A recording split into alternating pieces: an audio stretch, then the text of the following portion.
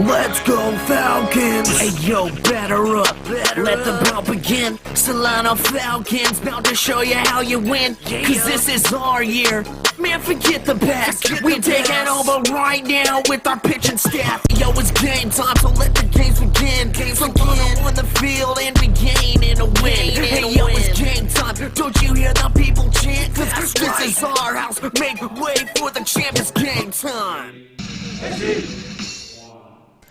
Good afternoon and welcome to Billy and Louise Yarborough Stadium here on a hot sunny day in Fairfield, California, home of your Solano Falcons.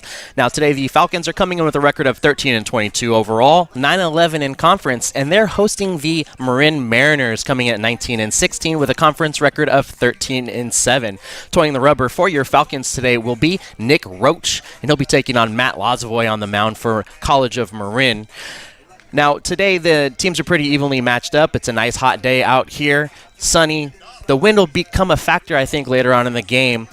Joining me on the call today will be Walter Mendoza. He'll join us in the booth in the top of the first. The starting lineup for the College of Marin Mariners, we've got leading off Randy Fernandez playing shortstop. Over at third, we've got Anthony Pomilia. Second baseman, Landon Morin in the third position. Batting cleanup, we've got Connor Bardue playing first. Jonathan Cornett out in right field. The DH for the Mariners today will be Davis Barcosi. Jonathan Sumner's playing left field. Isaac Walt behind the dish. And Will Lanigan to finish it off in the ninth spot is out in center field. Now let's go ahead and meet your Solano Falcons.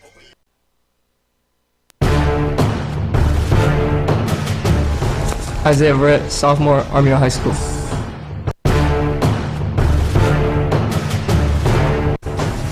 Cameron Michael, sophomore, Justin Siena High School. Hey. Bryce Probolinski, sophomore, Liberty High School.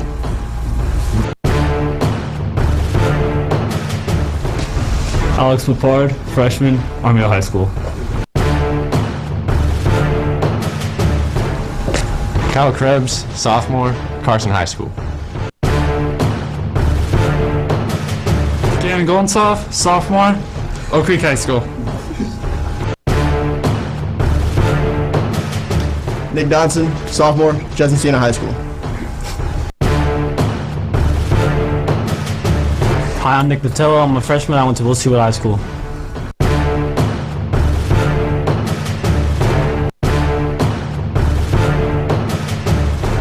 Nick Roach, freshman, Will Seward High School. And we're back here on this sunny and quite warm day here at Billy and Louise Yarborough Stadium. I'd like to introduce my co-broadcaster today, Walter Mendoza. Thanks for joining us in the booth today, Walter. My pleasure. Glad to be here.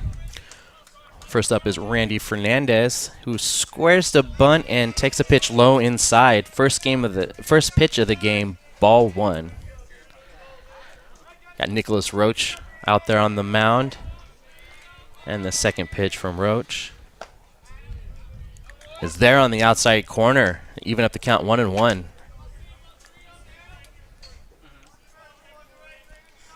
Fernandez digs in.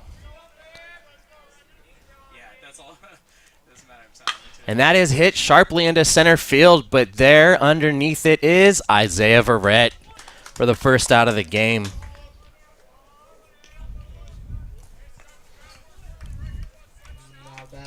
Most routine fly balls at the center, you can always count on Verrett being there. Yeah, Verrett's got definitely some speed out there. Good range. Up next is Anthony Pomilia. He'll be over at third base for the Mariners today. So he adjusts his gloves, goes through his routine, and digs in.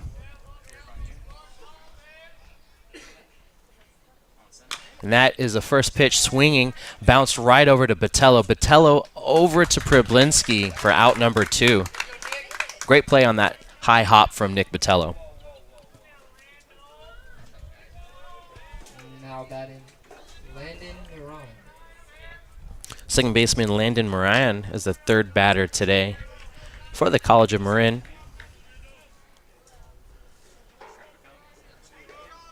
Roach is ready. Moran is ready. And that is the first pitch swinging. Popped up in the infield. Drifting a little bit out to Kyle Krebs in left, and he comes in for the catch. So a quick 1-2-3 inning for Nick Roach and the Falcons. Due up for Solano will be Isaiah Verrett, Cameron Michael, and Bryce Priblinski. Hey y'all, it's Nick Roach. Thank you for watching Solano College Sports Network.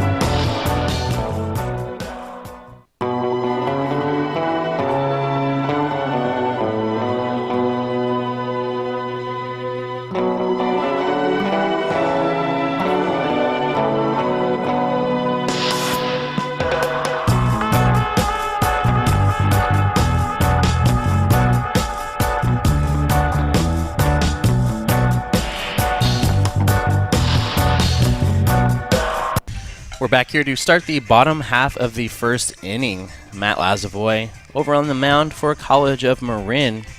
Matt's posting a 5.61 ERA with an overall record of 4-1. First batter he'll face is Isaiah Verrett. Isaiah is the ideal leadoff hitter for the Falcons. He's hitting .299 with 10 stolen bases. Sorry for that. So he's got some speed out there. So once he gets on, he's definitely a threat in the base paths.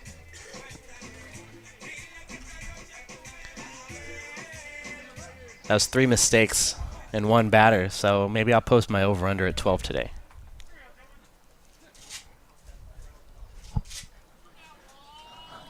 So Isaiah steps in. First pitch of the day for Lazavoy.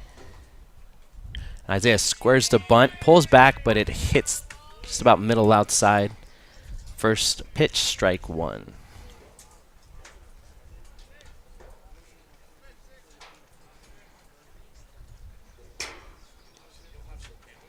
Second pitch. And is in there again for a call, strike 2. So, Walter, you played a little baseball in your day with Isaiah. What can you tell us about him? Yeah, as long as I can remember, I've always remembered Isaiah being a very patient hitter. He likes to work the count. He likes to get some good count leverage in there. And that is a high fastball getting Isaiah swinging for the first out of the game. That's going to bring up Cameron Michael. Cameron's out there in left field today. Cameron hitting .308 in 33 games.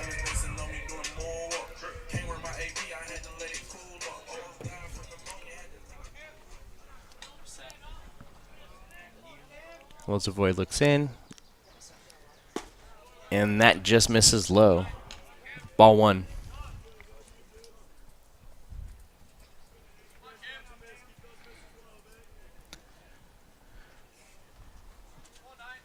The 1-0 pitch to Michael. And that also misses just low. So a quick 2-0 count. First two fastballs miss low. Maybe look for a breaking ball here if I was Cameron. And a high fastball.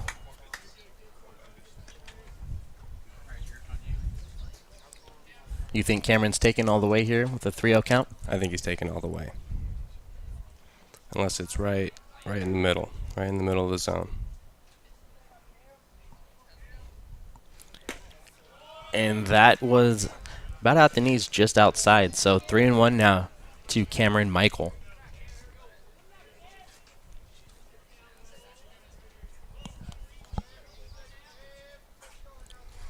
Three-one pitch. And that is just knee-high outside corner. You know, that's one of those pitches that can go either way. And it looked like Cameron guessed wrong.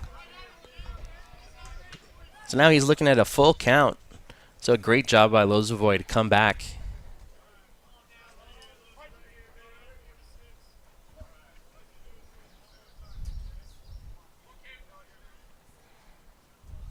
And that is hit high and out of play. So we're going to stay at 3-2.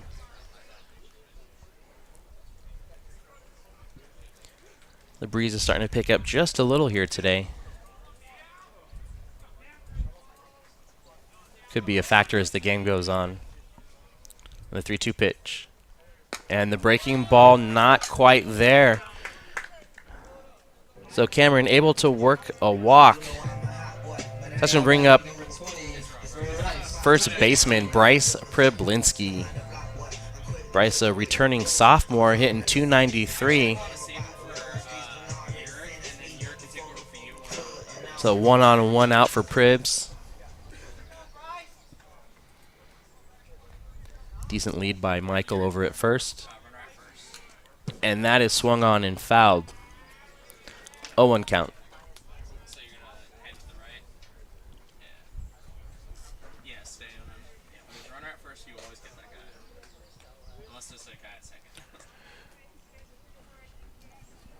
Bryce has 2 home runs, 9 doubles and a triple on the season. Normally this would be a bunt situation for the Falcons, but head coach Stover will definitely have Pribs swinging away as that pitch misses low, 1-1.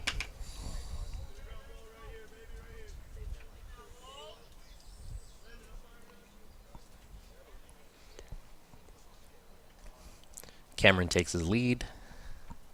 Bryce digs in, and the pitch is hit deep into left field. Going, and off the fence.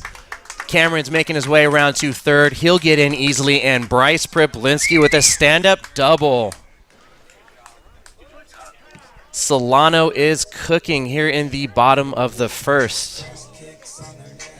It's a great piece of hitting there by Bryce Priblinski. And as I mentioned, he had 9 doubles going into that at bat, and he just turned that into 10. It's going to bring up shortstop Alex Papard batting cleanup today for Solano.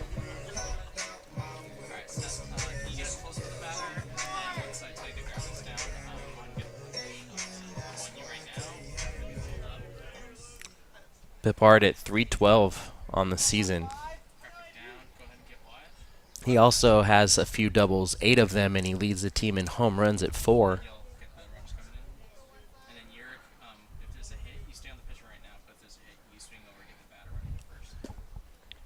And that just misses low and outside. Ball 1.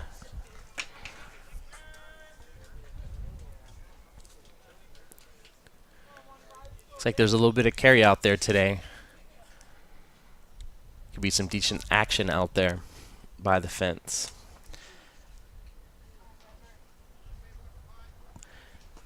And that is Papard going around, so that'll even up the count 1-1.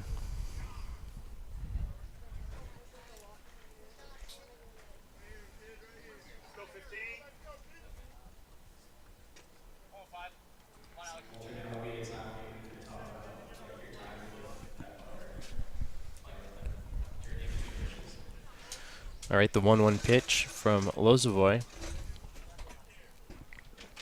And that is hit sharply right up the middle off of Lozovoy's head, but it caroms over to Bardou at first. But scoring is Cameron Michael. Moving over to the third would be Bryce Problinski. So a kind of a screwy sacrifice hit there by Popard, but nonetheless he gets the job done. You played with Popard growing up too, didn't you? I did. I played with him all throughout high school and all throughout Little League. He was always the pupil of our high school team. Actually made varsity as a freshman. Nice. Never fails to square up a ball. There you go. Yeah, he hit pretty good contact on that one. Stepping in the box now is Kyle Krebs. Seeing Krebs make the last out of the top of the inning. Out there and right, and that pitch is in there for call strike one. Krebs, another returning player for Solano. He's hitting .294, 35 games this year.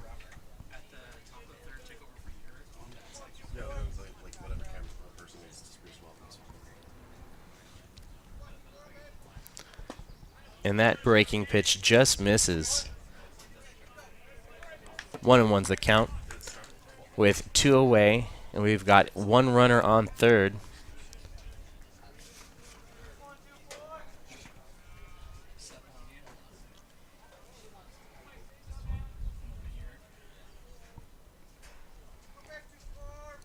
The 1-1 pitch. And that misses low and outside and gets away from Walt. Coming in to score is Problinski. So Solano off to a quick 2-0 lead here in the bottom of the first. That pitch was low and outside. A little tough one to handle.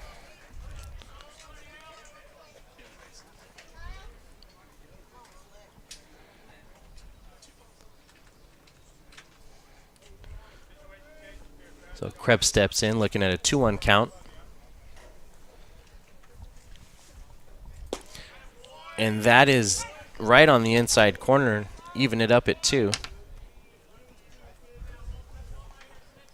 Looks like the corners are definitely in play today.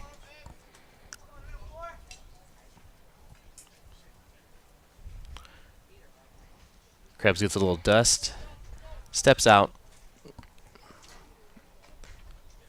regroups with a 2-2 count, and the pitch from Lozovoy. Breaking ball just missing on the outside corner. Definitely looking for a strikeout pitch there. We've seen a couple pitches already that could have gone either way. Yeah, so Krebs looking at a full count here and swinging right back at Lozovoy again. Bounces off Lozovoy.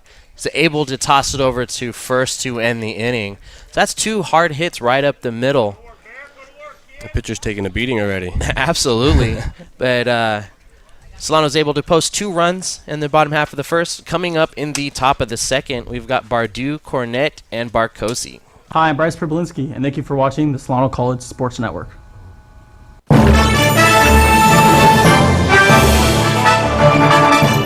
Nathan Farmer here with the Solano College update. Finals are right around the corner, and that means we need to know this semester's final schedule. Finals week starts May 17th for day classes and runs to the 23rd. However, night class finals start May 16th and go through the 22nd. Night finals occur the first regularly scheduled class period of finals week, but for day classes, refer to the Solano website or ask your professor. Good luck on your finals. For SCSN, I'm Nathan Farmer.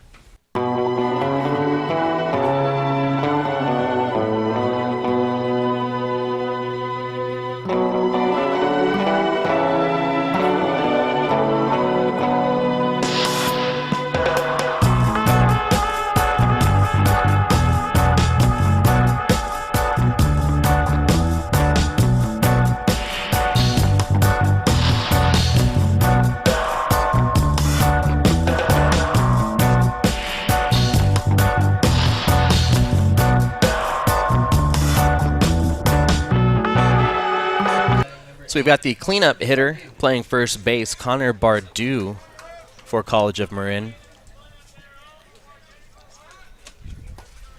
And that pitch misses low and outside. Nick Roach had a 3-up, 3-down inning back in the first. Now working with a 2-run lead. 2-0 count now to Bardu. Bardu's going to be looking to get on base here. Yeah, absolutely. And a quick 3-0 count to Connor. What do you think, taking on this pitch? I think so. A walk is as good as a hit. 3-0 pitch, and that is in there. Especially down 2-0. Your main goal right now is to get some runs in. Absolutely. Any way possible. That was a great pitch from Roach. Kind of came in and backed up over the plate. And that gets past Goldensoft behind the plate for a walk. So that'll be that'll be Roach's first walk of the day. First base runner also.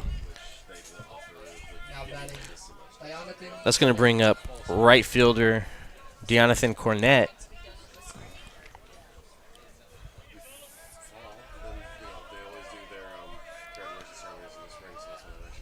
And scoring around a bunt is Deonathan. Oh, and slipping is Roach. Everyone will be safe. That's an unfortunate slip there for Roach. Hope he's all right. He got up a little slow. But it turns out to be a great bunt by Cornett. That's going to bring up Davis Barcosi, the DH for the Mariners. He's got 2 on and no outs. Barcosi hitting .306.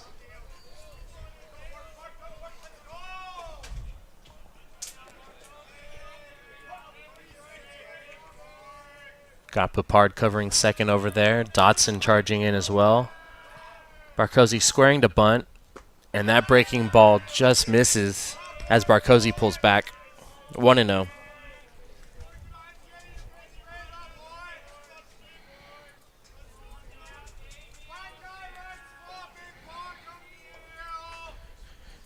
Decent lead by Bardu out there at second as Barcosi squares around a bunt once again.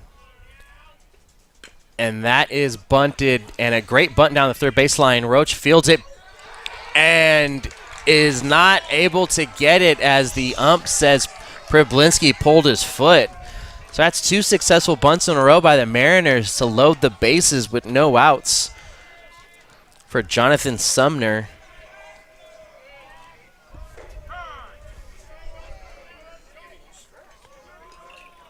Timeout called by the skipper. Let's take another look at that. As Roach fields it barehanded, throws it over, and it looks like Bryce's foot came up. It came down in time. We call New York for a replay review here. I'm just kidding. We're at Solano. Still a gorgeous bunt, nonetheless. Yeah, we'll take another look. There's Roach barehanded, turns, fires over. The throw is high. Oh, I guess he did. He just beat Priblinski landing. Never mind, New York confirms.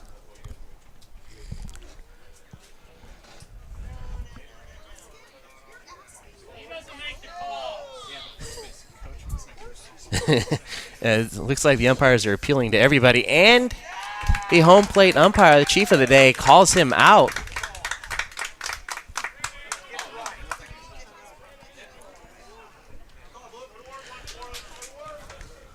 So, nonetheless, a successful sacrifice bunt by Barcosi. We got runners on second and third with only 1 out for left fielder Jonathan Sumner.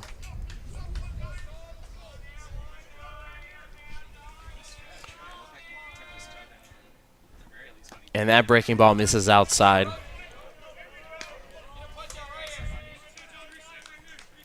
Sumner at 308 on the year.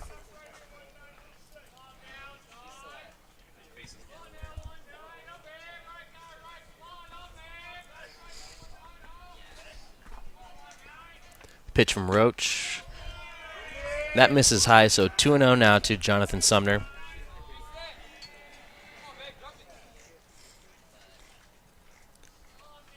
Sumner's only played in 5 games this year for the Mariners. So he's looking to dig in and make some damage here. And that pitch misses low and inside. So Roche having a little difficulty finding the strike zone this inning.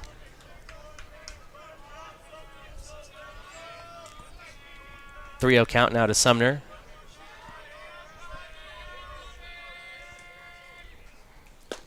And that is in there.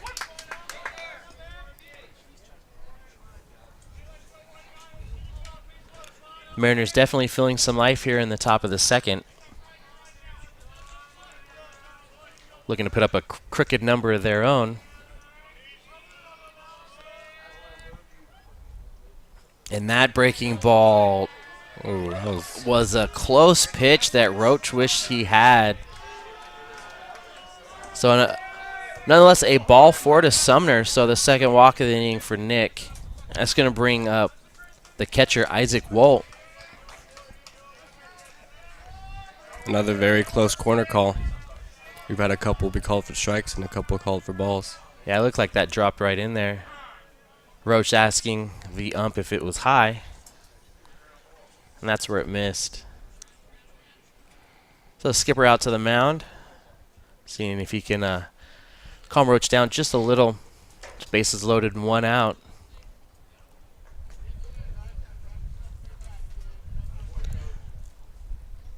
Isaac Wolt hitting .219 for the College of Marin.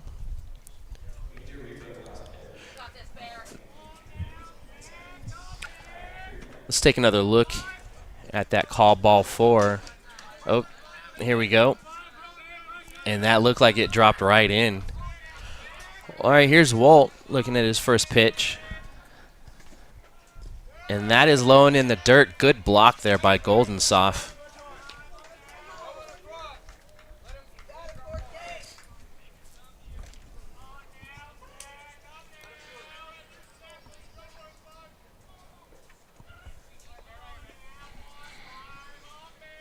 So the 1-0 pitch from Roach.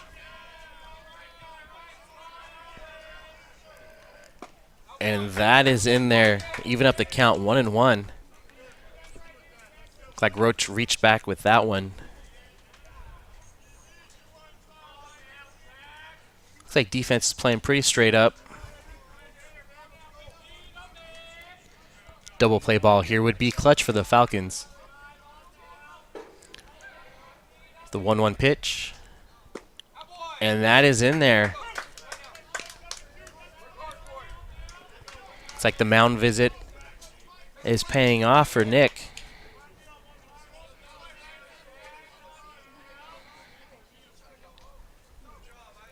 So the 1-2 pitch.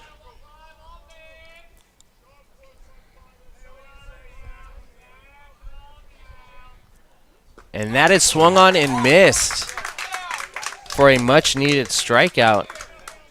Nick Roach coming back with something soft for that strikeout pitch. Wolt way out in front. That was a great sequence there by Roach. Absolutely, 2 hard and then a soft. Yeah.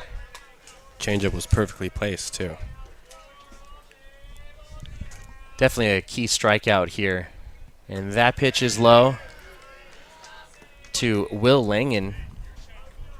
Langen out in center field for College of Marin today.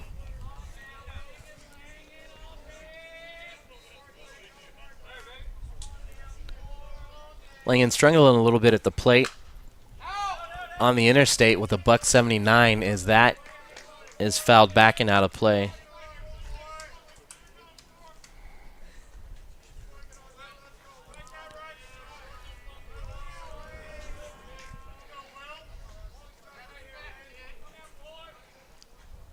And that just misses high. Solano definitely looking to escape this inning, limiting the Mariners here. And the 2-1 pitch from Roach. And that is fouled straight back off of Goldensoft. So that's going to even up the count now at 2-2. And if this at bat's anything like the last, we can guess what's coming up next. Now let's see. Changeup or breaking pitch, and Langen steps out. Wants to regroup here. Definitely a big opportunity for Marin, and that pitch just misses outside.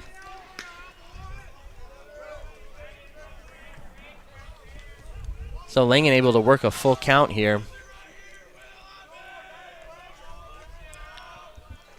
The 3-2 pitch from Roach, runners going, and that is fouled back. Some long runs for the Mariner runners out there. Sumner at first was already halfway to third. So we'll reset here. The count remained full to Langen as Roach gets sets to deliver. And that is hit sharply into left field, but right there to make the play is Cameron Michael. So the Mariners were threatening there. Roach was able to recover from a slip, and that's going to do it for the top half of the second inning. Coming back in the bottom, we're going to have Goldensoft, Nick Dotson, and Nick Botello. Hey, it's Gannon Goldensoft. Thank you for watching Solano College Sports Network.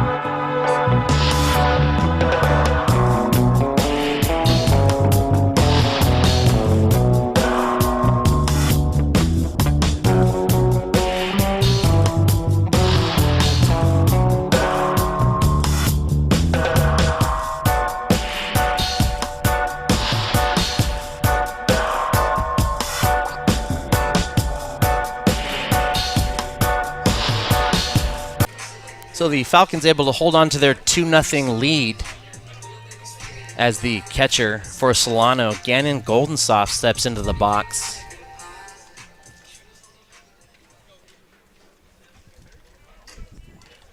Gannon hitting .250 this year.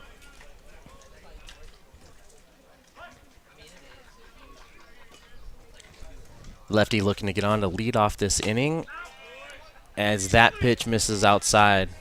1-0.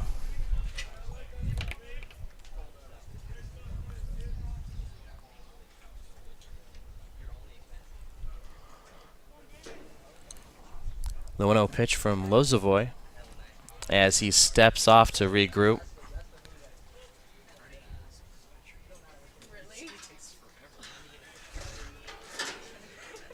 And the pitch is swung on high and missed. It's a good cut there from Goldensoft. Not able to lay off the high heat as the count now is even 1-1.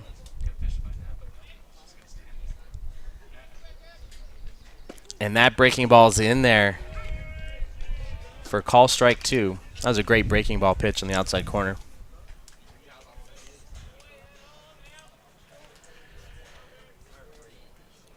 Goldensoft looking at a 1-2 count. Choking up and protecting here. And the pitch is hit, and a soft foul right over to the Mariners dugout. So we'll stay at 1-2.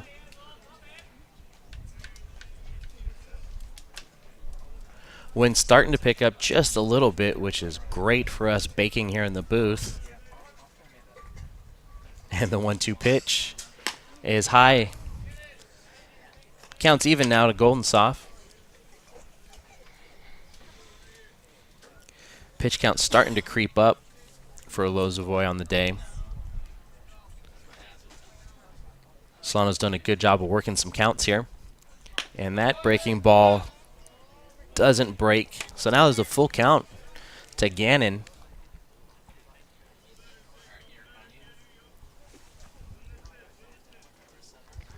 And that pitch is in there, and just a little blooper behind the pitcher. Third baseman Pomilia there, but not able to get it over to first in time. So reaching with a leadoff single is Goldensoff. It's going to bring up the second baseman, returning sophomore Nick Dotson.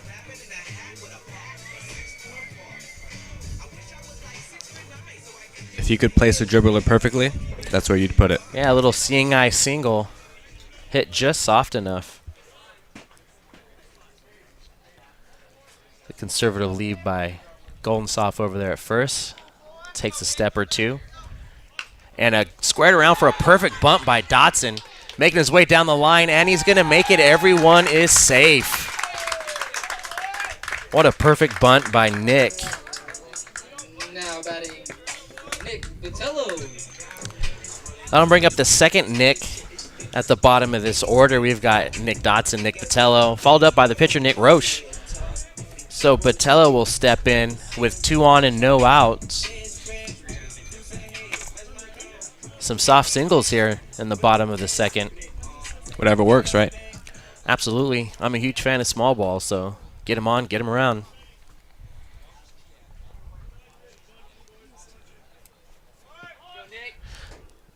The other Nick squaring around, and that breaking ball misses high.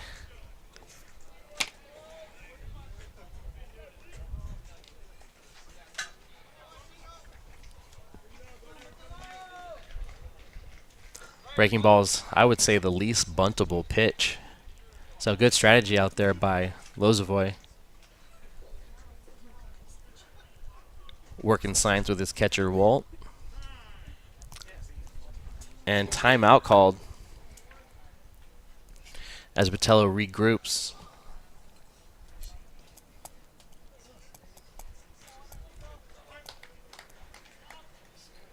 Decent leads out there at first and second. That's the 1-0 pitch as Botello squares around once again. Holds it there, and that is hit high, foul. Diving was Pomilia, but not able to get it. Wonderful effort. Just missed it. Absolutely. Almost arenadoed that one.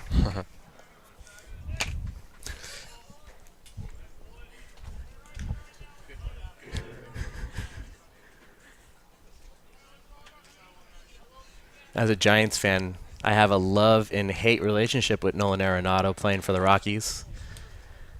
Neither here nor there. As Botello steps back in. Looking at a 1-1 count. Still no outs here. 2 on. Botello squares around and is swinging away. Another soft hit. Chopper to shortstop. Throwing over just in time. Great play there by Randy Fernandez. Will handle the high hopper and get it over to Bardou. But not before Botello can advance the runners. So we've got Nick 3, Nick Roche, the pitcher today. 2 on and only 1 out as the lefty steps into the box.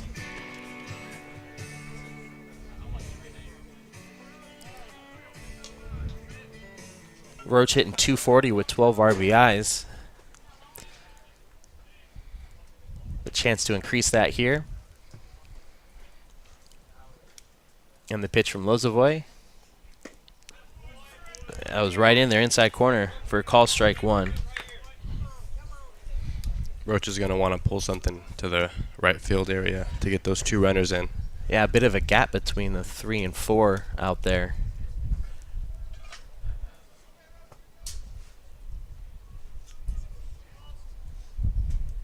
Right fielder playing middle depth. Looks like all outfield playing about middle in.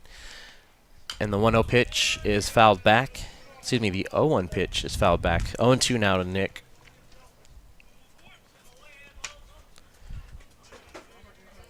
So I set my mistake over and under at 12. Might hit the over.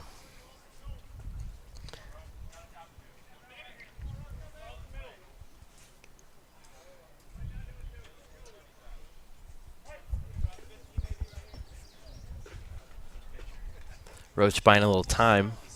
Lozovoy taking his time out there on the mound. And the 0-2 pitch is swung on and missed for the second out.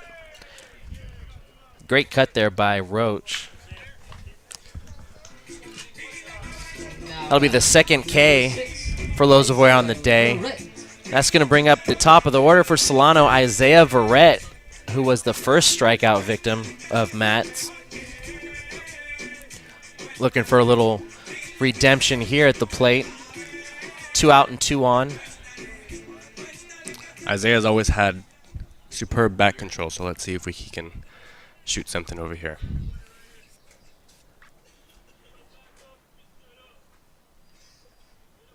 And the breaking ball just misses inside. That was a good first pitch there by Lozovoy. So he takes his time rubbing up the ball there. Looks in for the signs from Walt.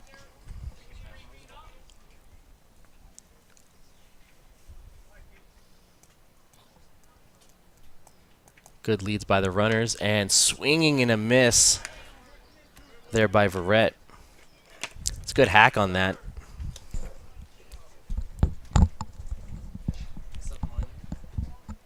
So the 1-1 count now to Verrett.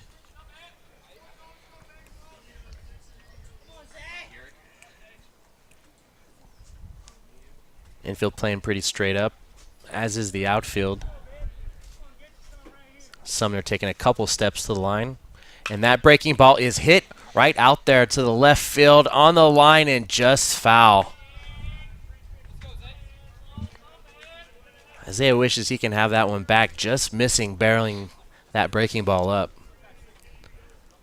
Still able to get some good power behind it. The count now is 1-2. Wind blowing a little left to right.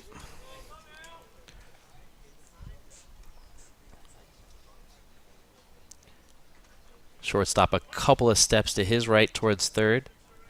Looks like Sumner out there is moving back to his left. Pitch from Lozovoy. And Isaiah able to lay off the high heat there to even up the count 2-2. That was a tough one to lay off, too.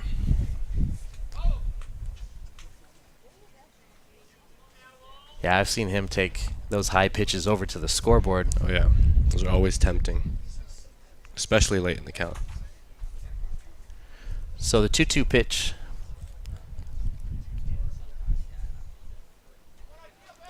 And the breaking ball is popped up in the infield. Looks like Pamelia's going to get underneath it. All the runners are going, but that's going to do it and end the inning.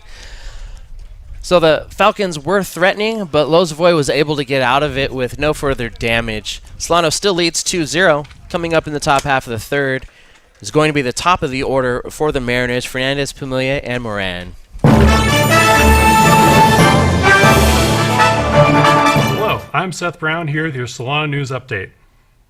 Solano Theater presents My Fair Lady beginning on April 5th and running to April 28th. For details and to purchase tickets, go to solano.edu/theater. Good news for students, spring break is coming up and starting on April 15th and ending on the 21st. And if you have time that Friday, come and see Solano Baseball taking on Marin. Priority registration for summer and fall classes begins April 22nd.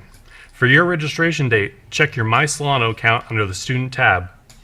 Finals begins May 16th for evening classes, while general classes begin on the 17th. For specific times and locations, check with your professor. Graduation will be held on the 23rd, so be sure to get your cap, gowns, and tassels while supplies last. Finally, please be aware that the school will be closed on May 27th for Memorial Day. Leading off is Fernandez, who made a great play at shortstop. The high chopper. He popped out to center in his first at-bat leading off the first. And squaring around a bunt, but not able to get it down.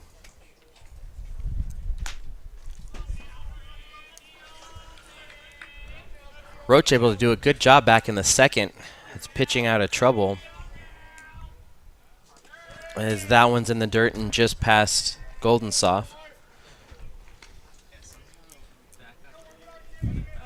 Roach got into a little trouble with bases loaded and only one out. Was able to keep the Falcons with a 2-0 advantage. Fernandez steps out.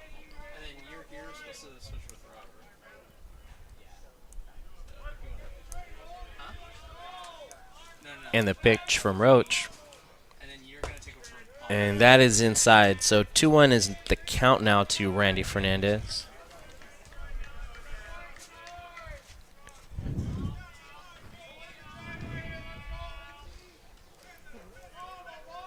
And the 2-1 pitch is swung on and hit sharply into center field. Going back is Verrett. Back, and it's over his head into the wall.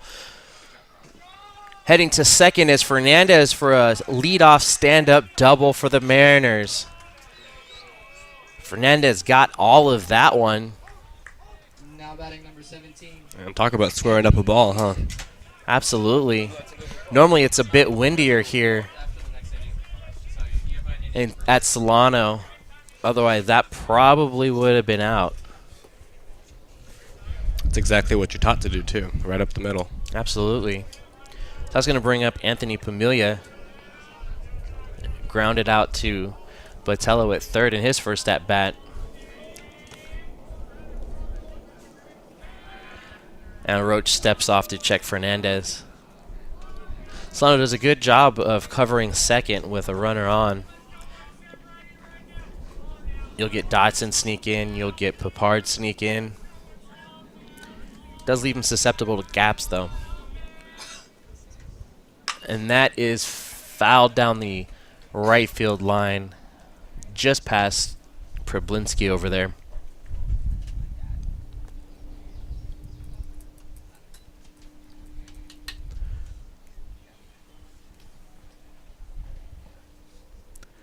So 0-1 now to Pamilia.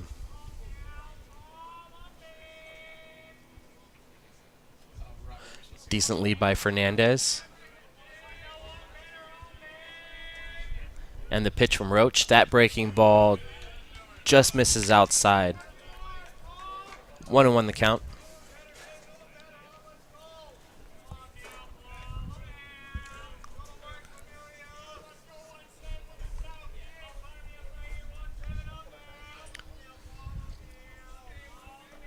And the 1-1 pitch from Roach. Another breaking ball, but hit to the third baseman. Botello, he looks back the runner, Fernandez, and is able to throw from Pamilia out at first. That's 2 ground outs to Botello for Anthony. So 1 on and 1 away for Landon Morin. He popped out to Krebs, his first at-bat back in the first.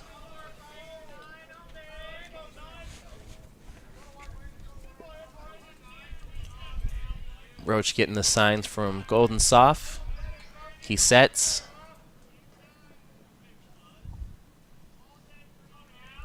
And delivers. First pitch just missing low.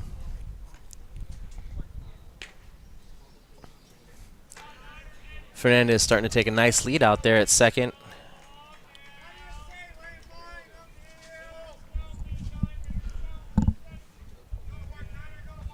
See if we see another step off from Roach.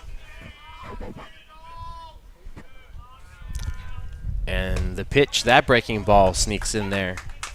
Even up the count 1-1.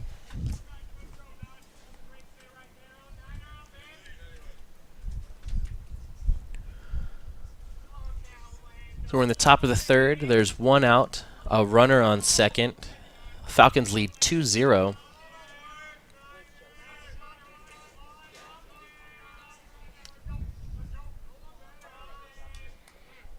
And that breaking ball is hit, but sharply right at Botello.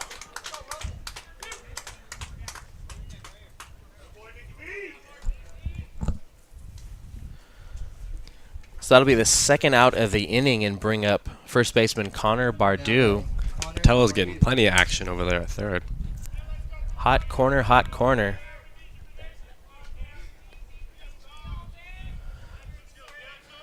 There is a huge gap between first and second base, so Yeah, Dotson, usually quick to get back into position, but Bardew can go the other way. That first pitch misses outside.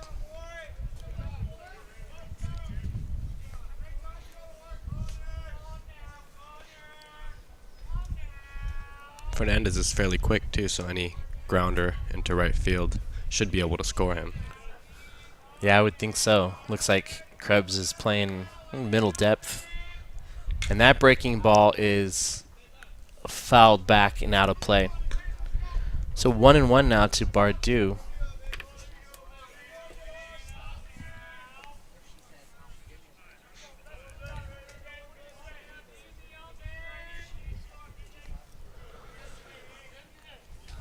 Fernandez still with a good lead out there at second.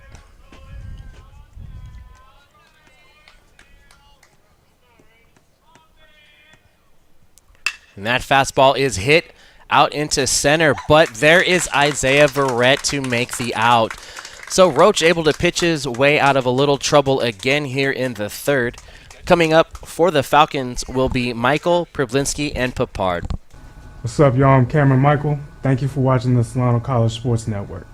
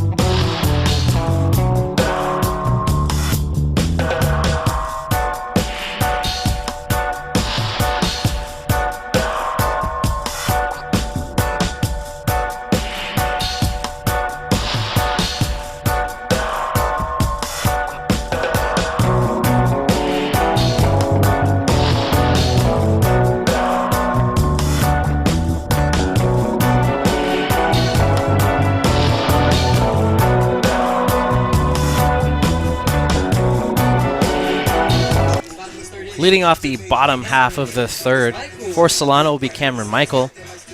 Back at the first, Michael worked a full count into a walk and was the first run to score in this game here today as Solano leads 2-0. Mariners have been threatening, but Roach has been able to pitch himself out of a couple jams. College of Marin has left 4 stranded.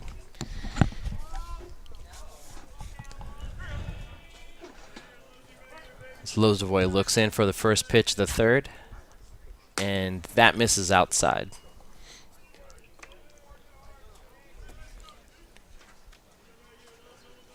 As always, you can catch our broadcasts on Solano College Sports Network up on YouTube. Search Greg Poff, that's GregPoff, for all of our broadcasts and Solano College television studio interviews. That pitch misses there. 2-0 is the count.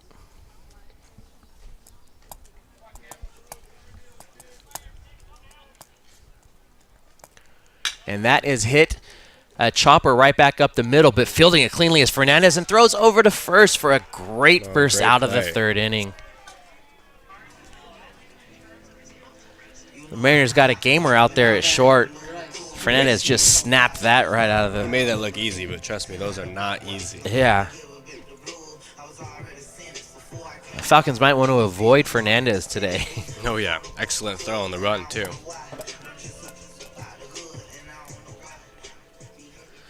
So that's going to bring up first baseman Bryce Problinski. Bryce hit a double in his first at-bat. And that misses high.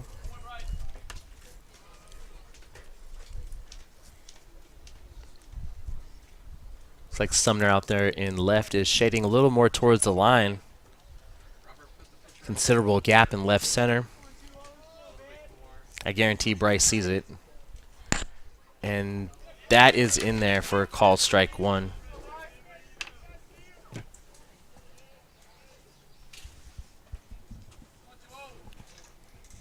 Little breeze left to right.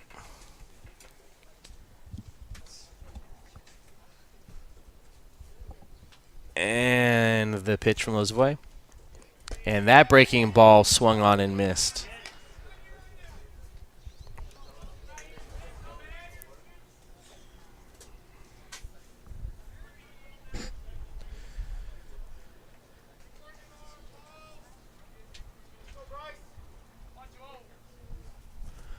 And the next pitch from Lozovoy is a breaking ball that hits Bryce right in the elbow protector. And he makes his way down to first. Looked like just a breaking ball. He didn't quite get down. Luckily, glanced right off the elbow guard there. Almost sounded like a wooden bat contact. Yeah. Better there than the forearm. Absolutely. Elbow braces. Barry Bonds had one. So that'll bring up Alex Papard. Got 1 on and 1 out. And that pitch is swung on in, popped up, foul, and out of play. Just over our booth.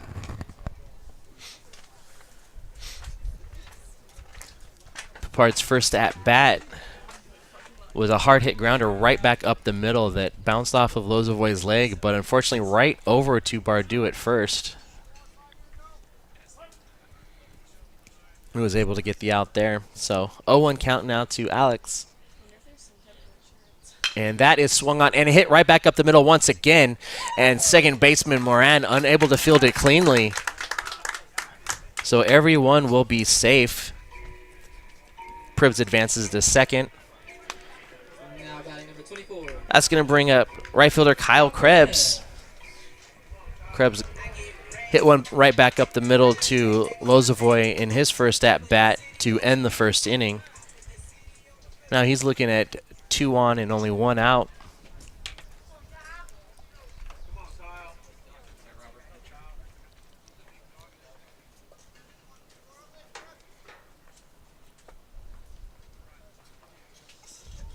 And that breaking ball gets in there.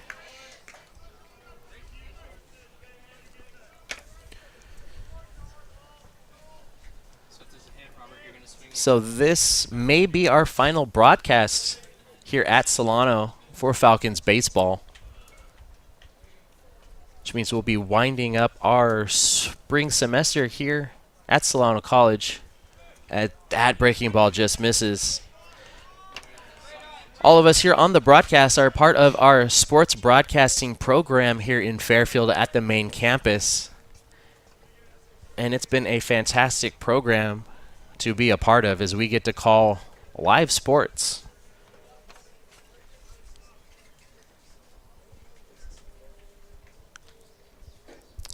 And that is hit right into the gap between third and short. Fernandez unable to get to it. Good throw in there by Sumner to keep the runners from advancing any farther. So that'll make bases loaded and 1 out for Gannon Goldensoff. Goldensoff worked a full count and a single in his first at-bat to lead off the second.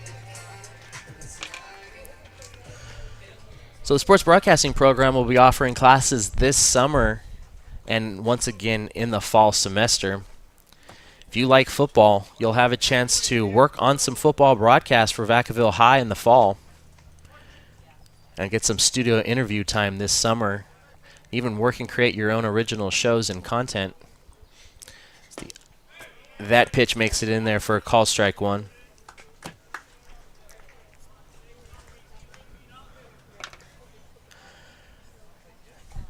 Not only do you get to cover sports and interviews and shows, but you also get communication credits.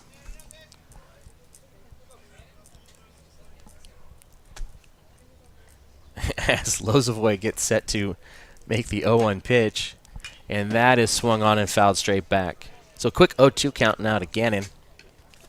Just missed that one. On track, just a touch low.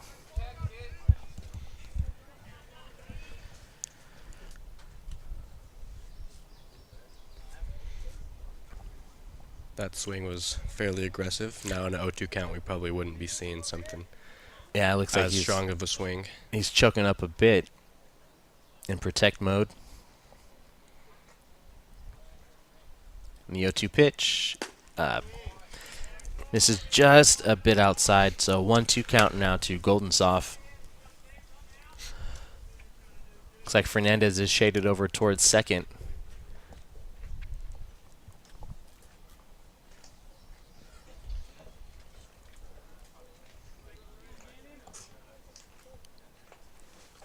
And that misses low. So the count will even up 2-2.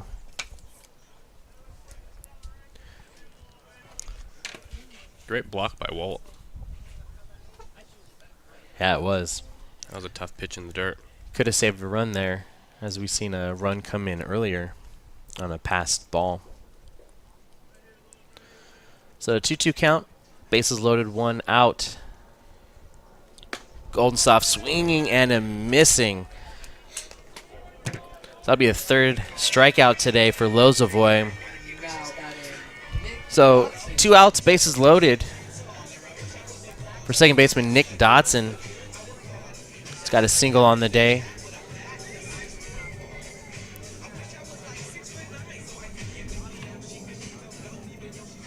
Could be a big inning here in the bottom half of the 3rd if Lozovoy is able to pitch himself out of a jam. Lots of high-stress fit situations for both pitchers so far.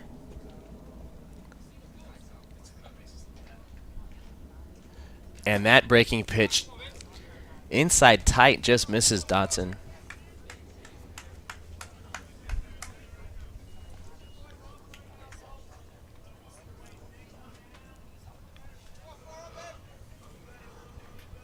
Solano able to work some pretty good counts here. And that is hit into right field, softly charging in and making the diving catches. Cornette to end the inning. What a great play there by Jonathan Cornette. So that's going to end the 3rd. Coming up in the top half of the 4th, we'll have that great diving Cornette, Barcosi, and Sumner.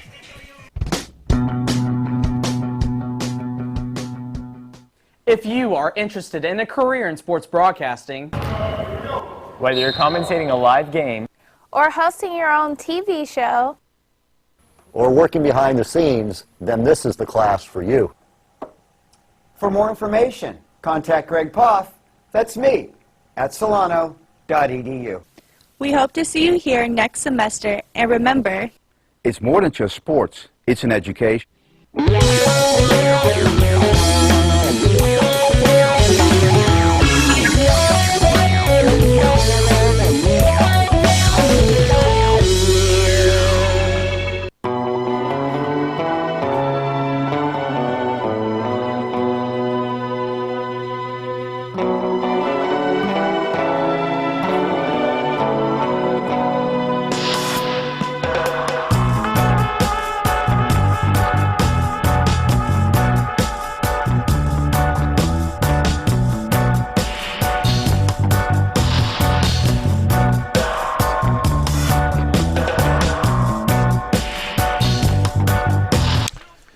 So we got Jonathan Cornette, who ended the 3rd inning on a great diving catch, leading off for the Mariners here in the top half of the 4th inning.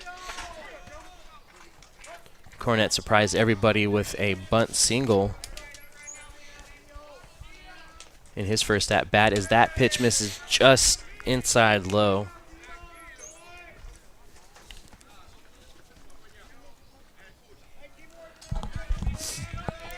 And the pitch from Roach.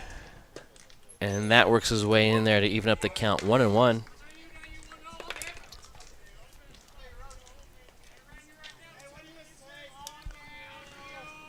The 1-1 pitch is in there, swung on and just foul.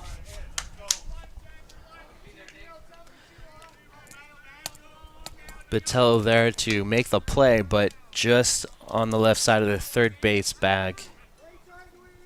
So a 1-2 count now to Cornett.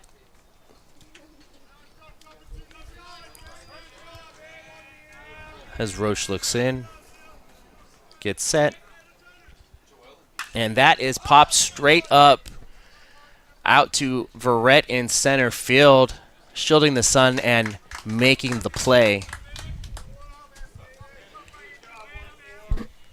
So 1 out now for Davis Barcosi, the DH for the Mariners.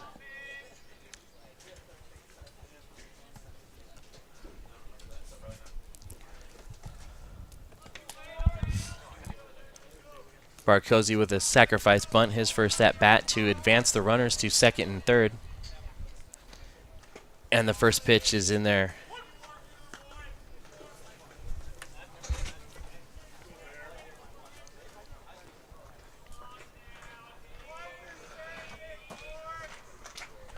Barcosi collecting himself, stepping back in the box. And the pitch from Roach. And that breaking ball is swung on over to Nick Botello. Nick fields the short hop, throws it over to Pribbs, and gets the out. Tough hop, but he handled it very well. Absolutely. Great play there by Botello. Now batting Jonathan Sumner. That'll bring up left fielder Sumner.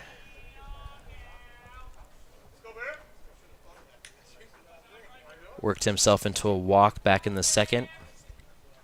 And that is high.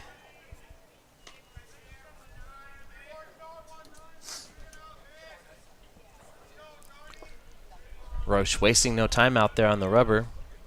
And second pitch just misses outside. 2-0 count now to Sumner.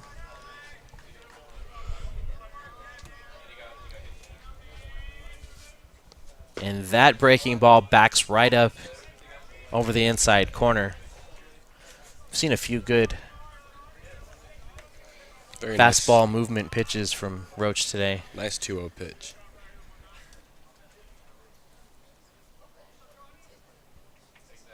And that fastball is hit out into right field. But right there is Kyle Krebs to make the out to end the top half of the fourth inning. So a quick 3-up, 3-down for Nick Roach. Coming up in the bottom half will be the other Nick, followed by the third Nick, and then Isaiah Verrett. I'm Nick Botello. Thanks for watching the Solano College Sports Network.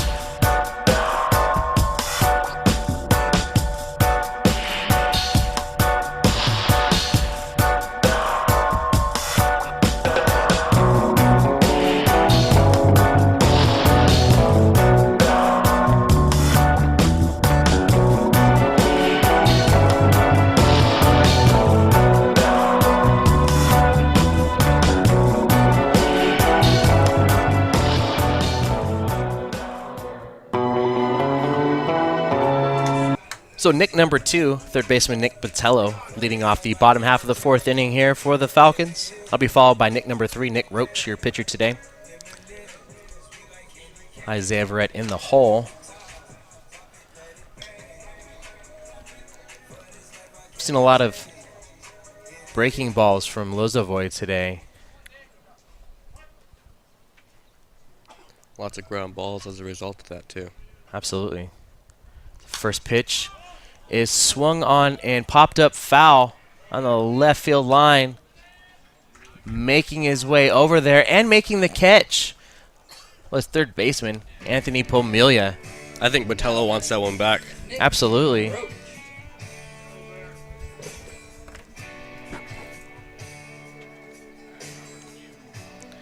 So that's going to bring up the pitcher, Nick Roach, who struck out in his first at-bat.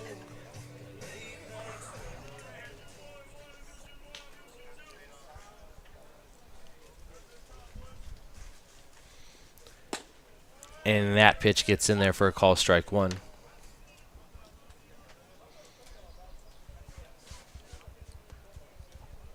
Looks like we've got Fernandez playing a little shading towards the second base there, leaving a little bit of a gap as that bunt just foul by Roach. So a quick 0-2 count now.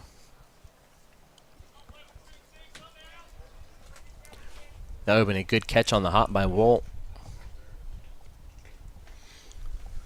And that is hit sharply. Ooh. Look out.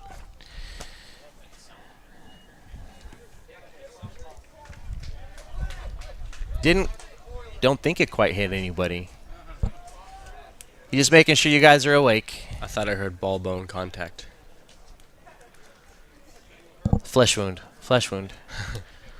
So Nick stays alive. 0-2 remains the count, and the pitch from Lozovoy is soft, swung on, hit foul right behind us, and that doesn't hit anybody this time. So Roach will stay alive.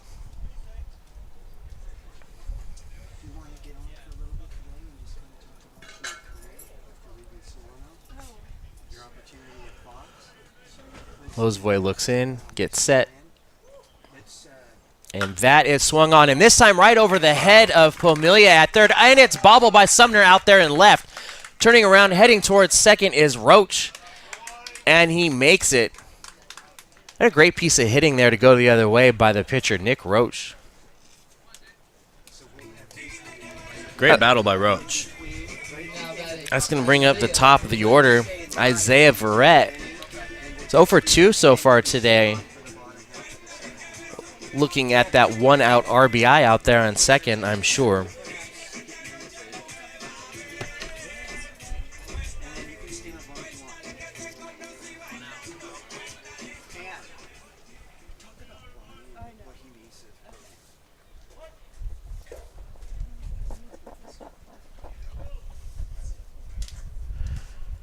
And the first pitch to Isaiah. And that breaking ball in the dirt, swung on and missed. That was a great pitch there by Lozovoy.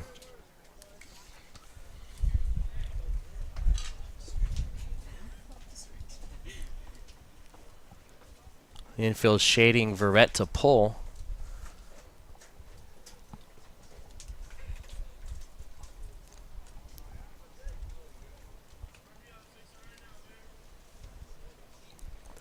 So the 0-1 pitch.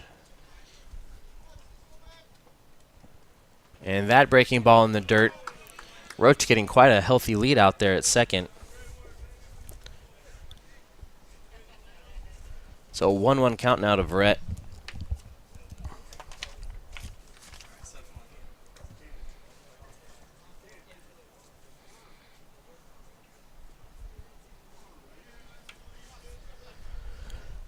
Lozovoy taking his time, going through the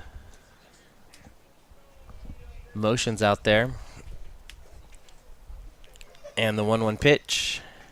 And that breaking ball misses.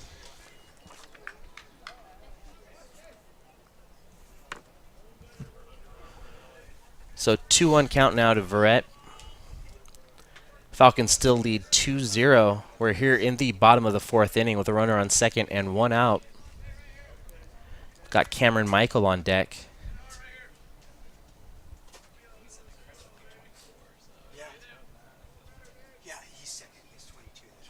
And turning around for the pickoff play, but getting back in time is Roach.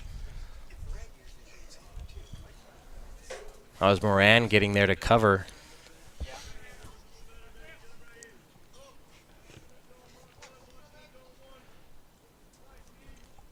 Well, Roach won't be able to use his uniform for the next game.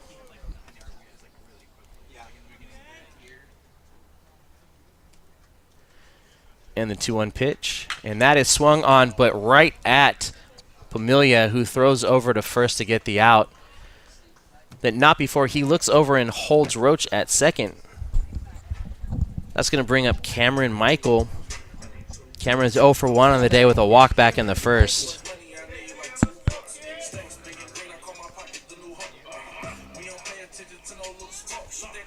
He did score the first run of the game, though, so we'll see how this goes with a runner on second and 2 outs.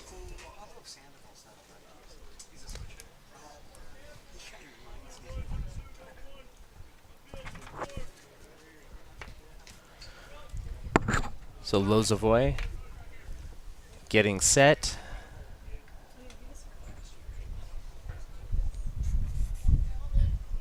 And the pitch is in the dirt but blocked. And throwing down to second to try to see if he could get Roach was Walt, unable to get there in time, but a good block there by the Mariners catcher.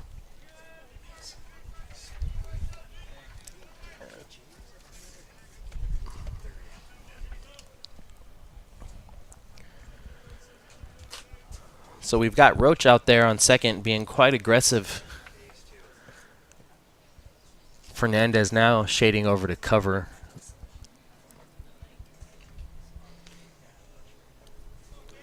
It's the 1-0 pitch to Michael. And that misses just a little high. Good eye there by Cameron to lay off that.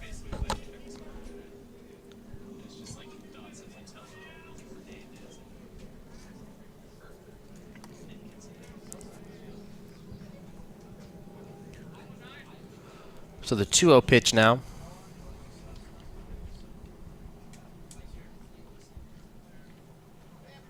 And that misses a little high, a little outside. You think he's taken here? You know, I don't think so. I think they may look to be a little aggressive. The Mariners have had a lot of action out there on the base paths so far today. I don't know if a 2-run lead is going to be enough. And he was looking at a first strike to bring the count to 3-1. Might not want to get benched the next game. Yeah. I think now he's swinging if he knows he can drive this pitch. Yeah, I think anything close, I think he'll be taking a hack. As Lozavoy looks in.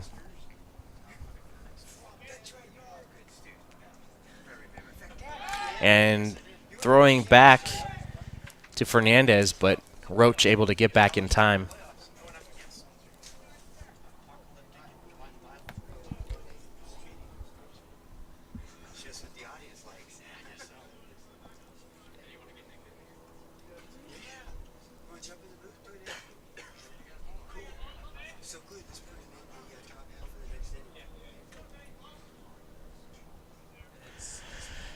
And the 3-1 pitch, and looking back to second, making sure Roach doesn't take too big of a lead out there.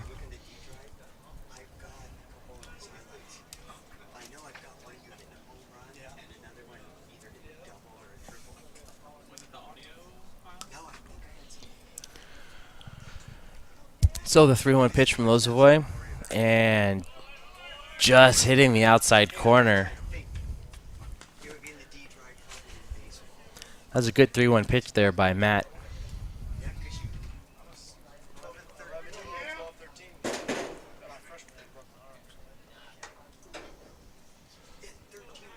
See if Roach is running out there as Fernandez sneaks behind a cover. Lozavoy looks back. Protect mode now for Michael.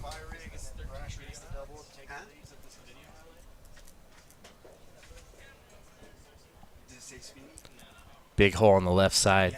Camera can go the other way. And he swings and misses to end the 4th inning.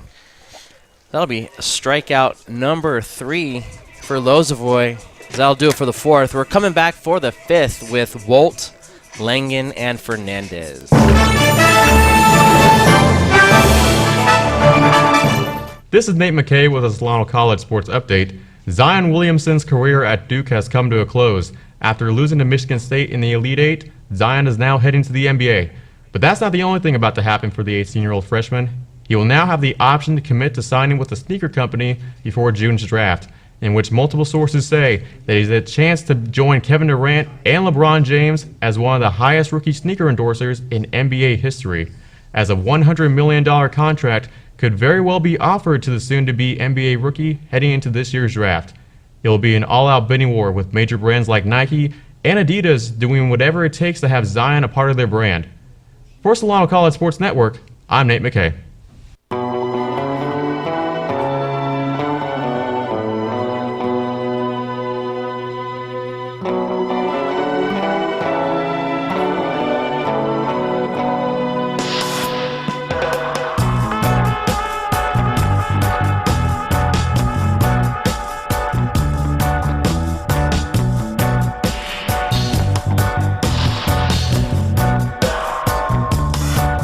And we're back for the top half of the fifth inning with catcher Isaac Wolt leading off for College of Marin. We've got a treat here in the booth. We're joined by former Falcon first baseman Nick Speeney. Nick was part of the 12 and 13 squad. 13 squad actually beat the College of Marin in the playoffs. So Nick, what brings you out here to Solano today? Just coming off finishing up some school and wanted to check out a game and talk to Stove about how the team was because I was here last fall. Wanted to see a couple of the players that were out here and just kind of needed to see some baseball. I've been gone for a couple weeks and I hadn't been able to see much. I wanted to come out and check it out. Now, did I hear that you were over at the Masters? I was getting my Masters. Oh, you're getting your Masters. Getting my Masters. I wish I was at the Masters. And that's in kinesiology, correct? Yes, sir. Wolt looks at a first pitch called strike.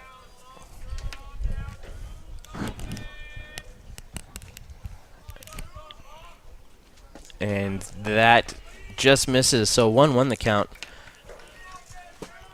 So Nick, kinesiology, what field are you looking to get into once you complete your Masters? Like, where are you looking to work? Well, I initially, when I was here, the plan was to just keep coaching. So I went into the kinesiology field because most colleges, in order to be hired as a coach, you have to have your Masters in kinesiology for the Division II level at least. But for me now... And that misses to even up the count 2-2 to Wolt.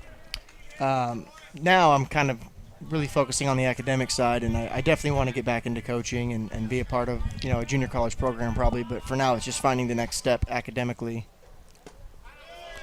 Full count now. Good job of working that by Wolt. Yeah, they say those that can coach and those that can't broadcast. I was actually interested in broadcasting for a little while too, and under great coach or Mr. Pop's tutelage too. And that goes down the right field line foul.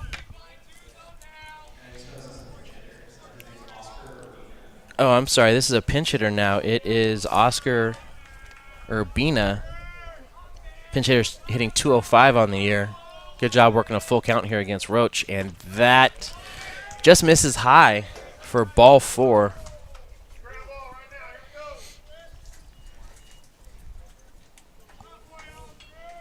So that's going to bring up Will Langen. Langen flied out to left in his first at-bat out here today to end the second inning. Yeah, so, Nick, what's your favorite part about coaching? Well, that bunt right back to Roach, who was able to make a nice catch and look Urbina back to first. So 1 away now, and that's going to bring up the top of the order, Randy Fernandez. For me, I always had a passion to hit. It's what paid for my college for the most part, was my ability to hit the baseball. So really talking to guys about, mechanics, mentality, approach, what a pitcher's thinking, what a hitter's thinking. The whole hitting is what I really love. And then as a catcher, it's a craft, and it's a lot of fun to teach mechanics of catching and being a bulldog behind the home plate for your pitchers and just teaching them a mindset. That's the kind of stuff that I enjoy. First pitch misses just low. Yeah, catchers are a different animal. But they really know the game inside and out. And a good captain back there can really do a lot for your infield and your pitchers. No doubt. And if you look at Major League Baseball, a lot of the head coaches and managers are ex-catchers because you're involved in every single play on the field. Oh, the pickoff play, Urbina stuck in between first and second. Looks like they're able to. Oh. That looked like Roach out there covering in the pickle, and Urbina colliding into Nick. A little slow getting up.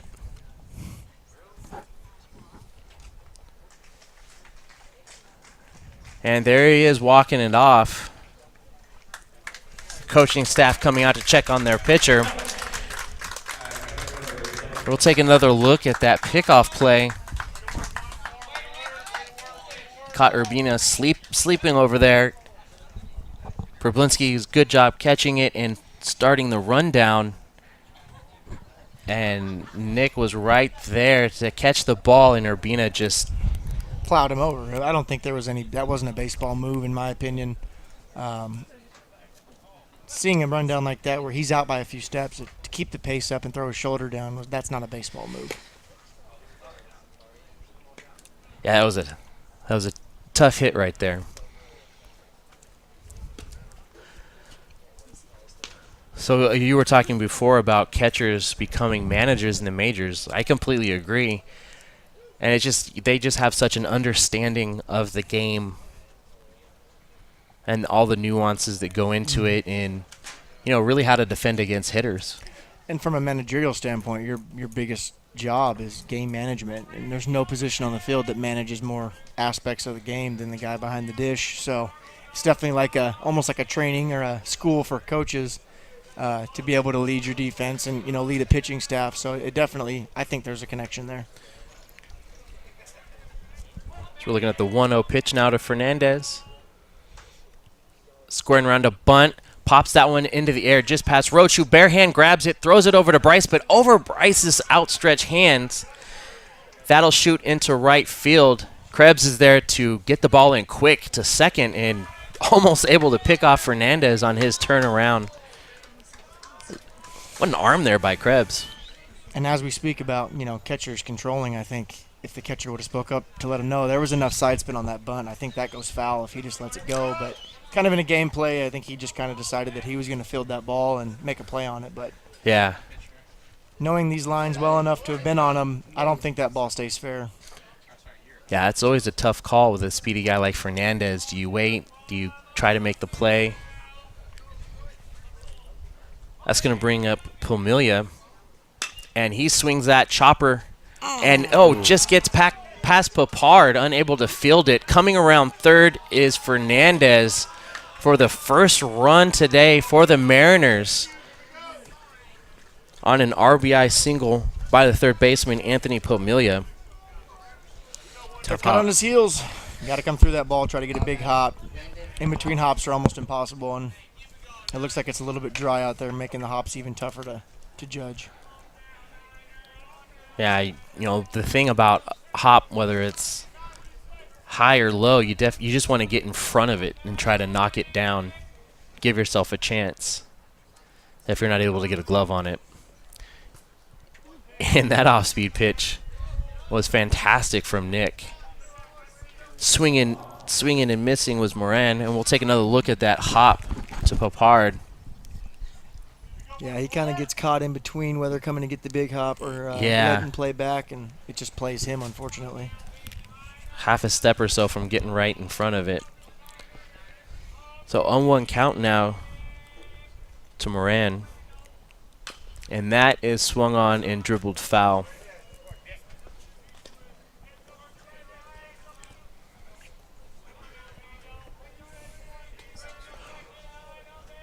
Roach has been out of the stretch for most of the day today, but able to pitch himself out of some jams.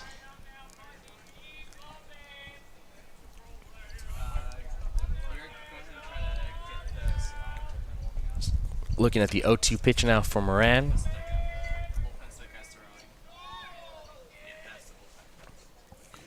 in the dirt, but a good block by Goldensoft, throwing over to second, but not in time as Pomelia is able to steal. But a great throw there by Goldensoft. And, you know, this inning really set up just by trying to do too much. I mean, if we hold on to the throw at first and keep him on the bunt and keep him at first, that ground ball stays in the infield. That run never scores, and you're in a whole different position. But really, you know, 90 feet in this game is huge. And we've given, you know, Solano's given Marin probably 180 feet when you really think about it. And, you know, in a close ball game like that, you can't make those kinds of mistakes. Yeah, one play kind of starts a chain reaction and snowballs as Roach gets that strikeout to end the inning, but not before the Mariners can put one up on the board. So coming up in the bottom half of this fifth inning will be Bryce Verblinski, Alex Papard, and Kyle Krebs. Hi, I'm Alex Papard, and thank you for watching the Solano College Sports Network. Well, I mean, I don't want to.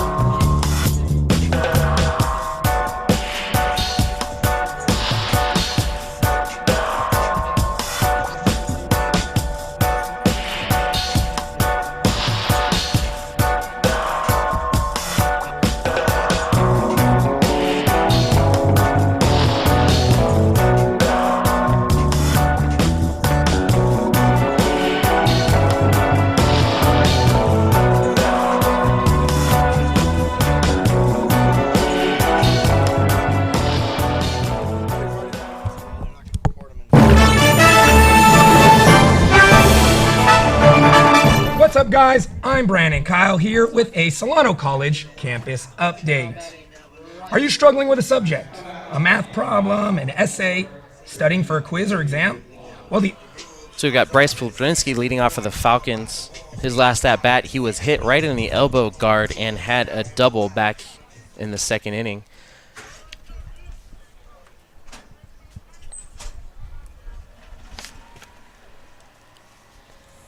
We've got Nicholas Caravello behind the dish now for the Mariners.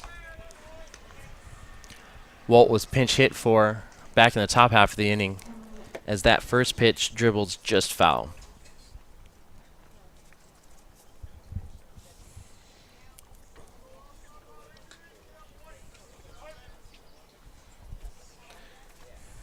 So the 0-1 pitch, and that breaking ball is hit high right behind first base, and there to make the catch is Bardou.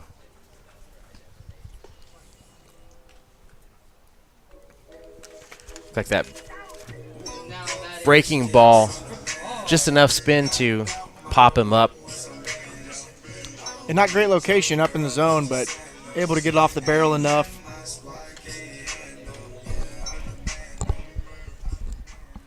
So that's going to bring up shortstop Alex Papard. He's 0 for 1 on the day. And the pitch from Lozovoy. And that is in there on the outside corner for a called strike.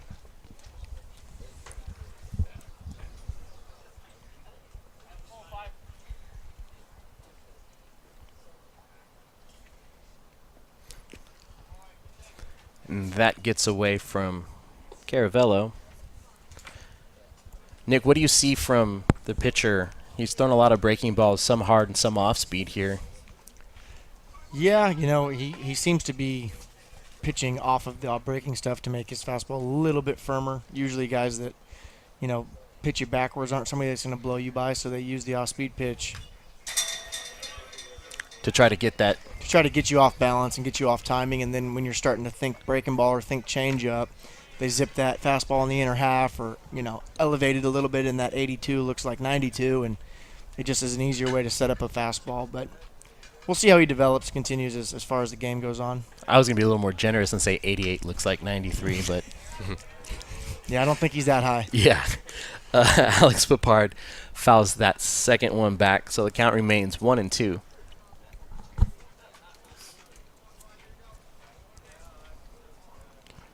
Looks like defense playing pretty straight up. And that is hit, but soft, and the second baseman, Moran, is there to make the catch behind the bag.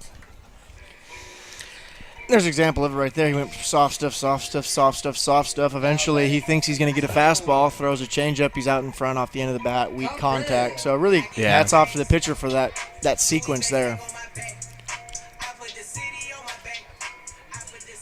And how much does the timing of the pitches throw off a hitter when you're either slow or quick? As someone who didn't really like seeing very many changeups, I can tell you that it definitely changes your timing. I mean, a difference in 5 or 6 miles an hour is really, a lifetime in the life of a hitter. And that gets in there on the inside corner to even up the count. 1-1 to Kyle Krebs. If you're on time with the fastball, it should be nearly impossible for you to hit a changeup, just because you're going to be so far out ahead of it if it's a decent changeup. And that breaking pitch misses low and outside. So 2-1 now to Kyle. And also outside of the pitches, when you have a pitcher quick pitch you, or you have kind of a lag in between pitches, that can also disrupt you too, I think, as that's hit softly but up the middle. There is Fernandez to make the play and throw it over to first to end the inning. We'll continue this conversation as Nick will stay with us in the booth into the top half of the 7th. Due up for the Mariners will be Bardou, Cornette, and Barcosi.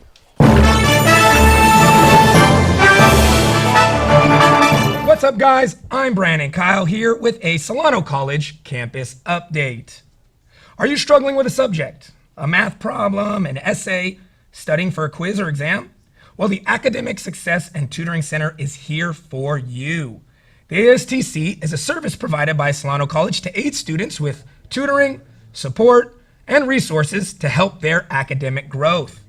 Interested in becoming a peer tutor and helping your fellow students achieve more? Well, you're in luck. The ASTC is currently accepting applications for students that wish to give back and help tutor those in need of a little assistance in a variety of subjects. As the late former President Ronald Reagan once said, "We can't help everyone, but everyone can help someone." So if you're interested in giving back to your fellow student, head to the Student Services section on the Solano College website and apply today. This has been Brandon Kyle with another Solano College campus update.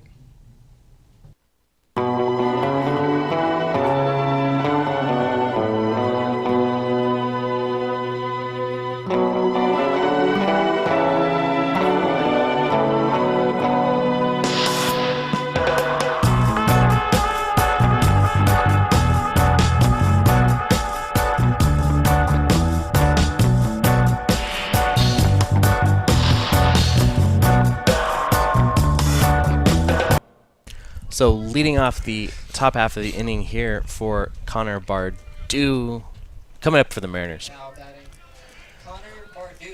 So Nick, we were talking about the speed of the pitches in between.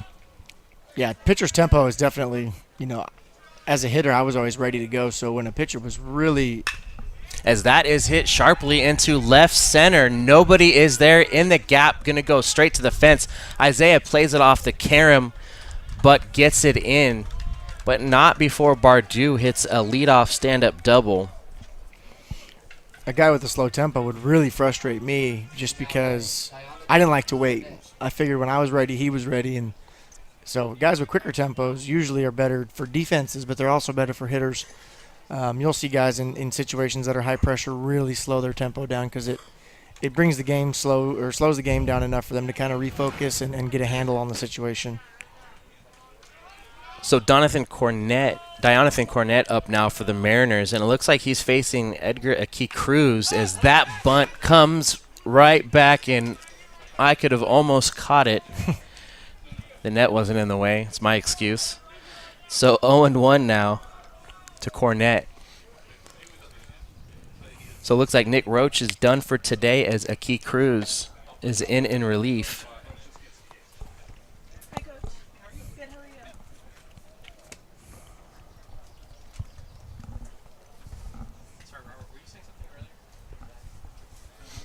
So it looks like a little powwow for Cornett.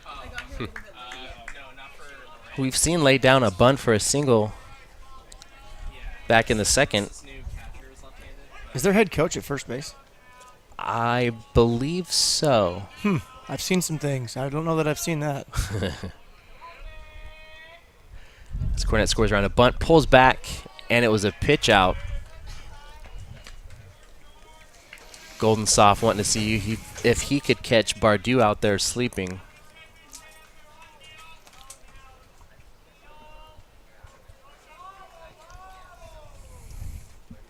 See if Cornett scores around again.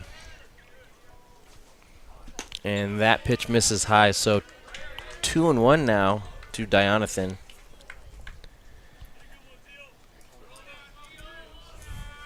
So if you're a catcher right here, would you have called maybe a pitch out, see if you could jump up and just kind of either or? In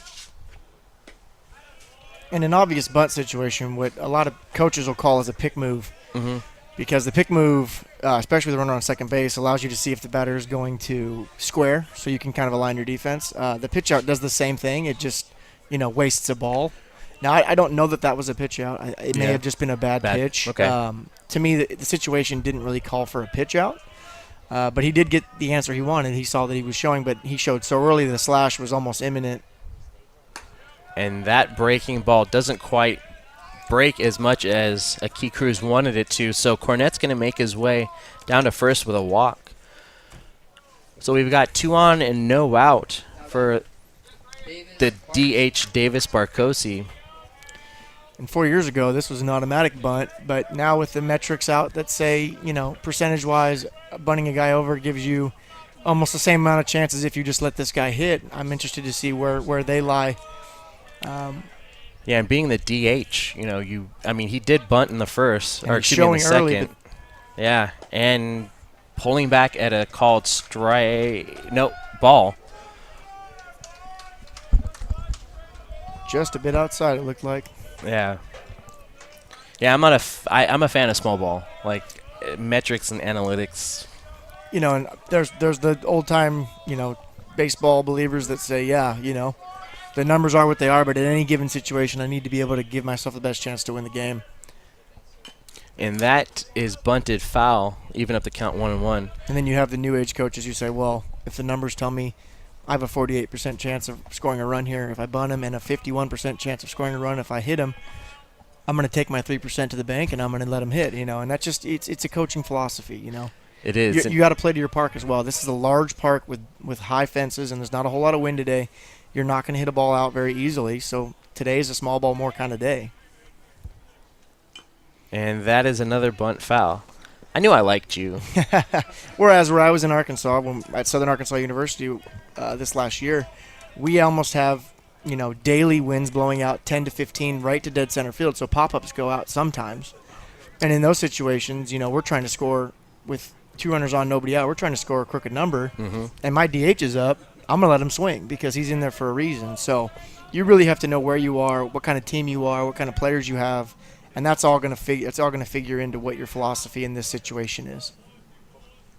And that breaking pitch is hit, but right at Dotson, and a quick 4-6-3 double play there to get the 2 outs, but not before a runner advances to third.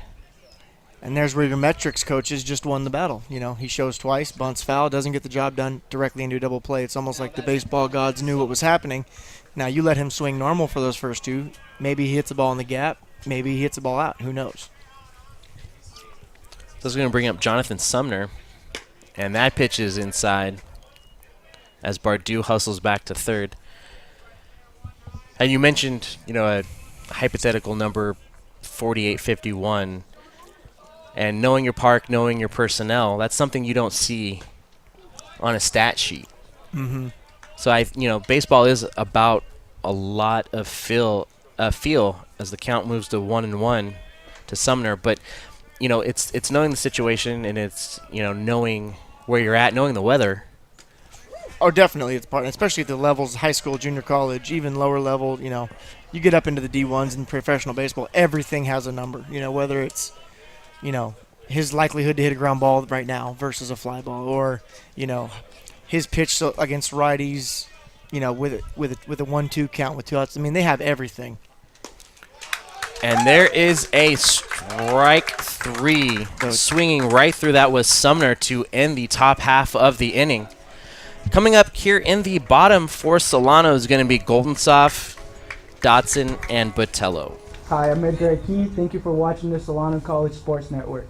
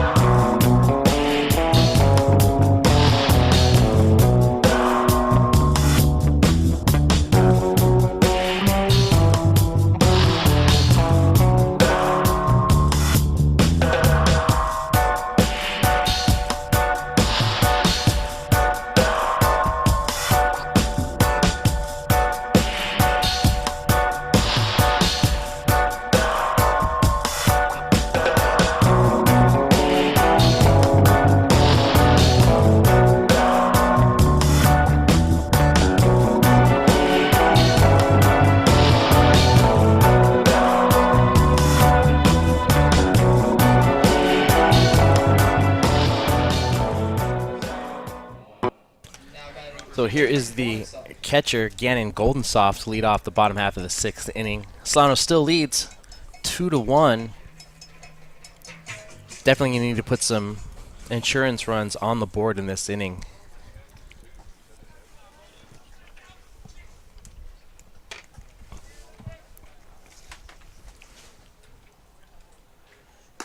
As he looks at a pitch outside. 1-0.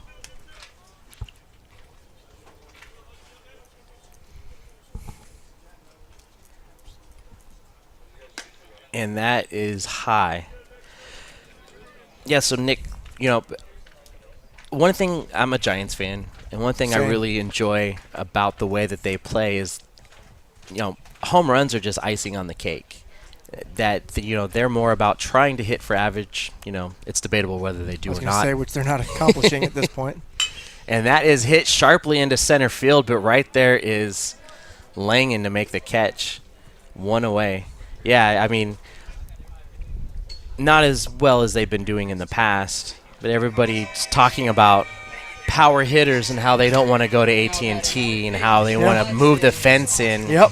I mean, ask Travis Ishikawa how much power he has. Yeah. And he sent him to the World Series. And Aubrey Huff. Aubrey Huff. Not exactly guys that are known for great power.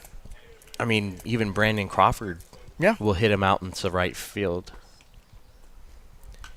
Ooh, and off the bat as Nick Dotson steps in, ducks, and Dotson should know better than that. You got to get that bat out of there. But as to what you're saying, the new game of baseball in the major leagues especially is power. It's power arms and power bats. And, although this year there's a lot of high average guys too. And that breaking pitch is in there. More than ever before, you're going to get guys in the high 90s and 35, 40 home runs. So I think what you're hearing is arguments about the fact that the Giants don't play today's game. Mm-hmm. And I was listening to KMBR, the sports radio, the other day when I was driving around, and I think it was John Lund, who was in the afternoon, was talking about, if you look at the teams in the top 10 of home runs and you look at their records, 8 of the 10 were 90-plus wins and all playoff teams. Mm-hmm. If you look at the bottom 5, which the Giants were included. That's another unlucky foul back for Dotson, but he stays alive with a 1-2 count. You see, of those 5, there was one team that won more than 80 games, and it was the Rays, which was a non-playoff team, and the rest were 60 to 70 win teams. So if you look at the numbers like that, there's a direct correlation to home runs. As that is hit high into left center, but coming over is Sumner to make the catch. So that's 2 away here, the bottom half of the 6th. That's going to bring up Botello. Home runs and being successful in the major league game. So I hear about these things about moving the fences in, or, that's an example of a team that you have to play to your park. Bochy sometimes will play the small ball game. Sometimes he won't. It depends on who your guy is. When a guy like Kevin Pillar, who, wasn't a home run hitter in Toronto, and is all of a sudden leading the team in home runs. But now he's leading the team and hitting home runs and hitting him into left. So, all these righties that we've had before, the Mac Williamsons and the guys are like, well, it's a little tougher to hit the ball to left. Well, Kevin Pillar is putting all that to shame because he hit 15 in Toronto last year, and you already think he had 6 or 7 as a Giant. That is hit deep in the hole to Fernandez. Fernandez has to turn and make a good throw, and it's not in time in getting past Bardou there at first. But a great backup play there by the catcher, Caravelli. Yeah, I mean, I was on the radio. I listened to 95.7 The Game, religiously, and I'm always on. And I was on the other day, and I was saying, it's called a home park advantage. You tailor your lineup to your park, and if your lineup's not getting it done, you got to change your lineup. You don't change your park. I mean, you don't go to Fenway and move the fences at Fenway. It just doesn't make any sense to me. And I think you're right, but I think the argument that us fans have is, when are we going to make those changes? Nick Botello in and squares the bunt, but fouling it. You sign Evan Longoria after his peak of his career. You sign a lot of no-name talent when, you miss out on Bryce Harper, which I know we were finalists for, but, you have to go get a couple of those guys to show your fan base, you know what? We understand that we're lacking for this, and we're going to make the right moves. Now, we have a stellar bullpen, and our starting pitching has been – it's been better. It's been better than advertised when you look at the numbers of career for Holland and Samardzija and Pomeranz, who was on the World Series roster for the Red Sox, but he didn't ever pitch. So you look at that and you think, okay, now we get a couple guys that can swing it, a little power, and you may have something here. But it's just hard as a fan base to get excited about having to get 4 hits to score a run. And there's a chopper to Fernandez, who deep in the hole again and not able to make a play. Another example of a shortstop playing on his heels. He comes and get that big hop, get your feet moving, make a play to first. But by waiting back that long, Roach was able to get into first base.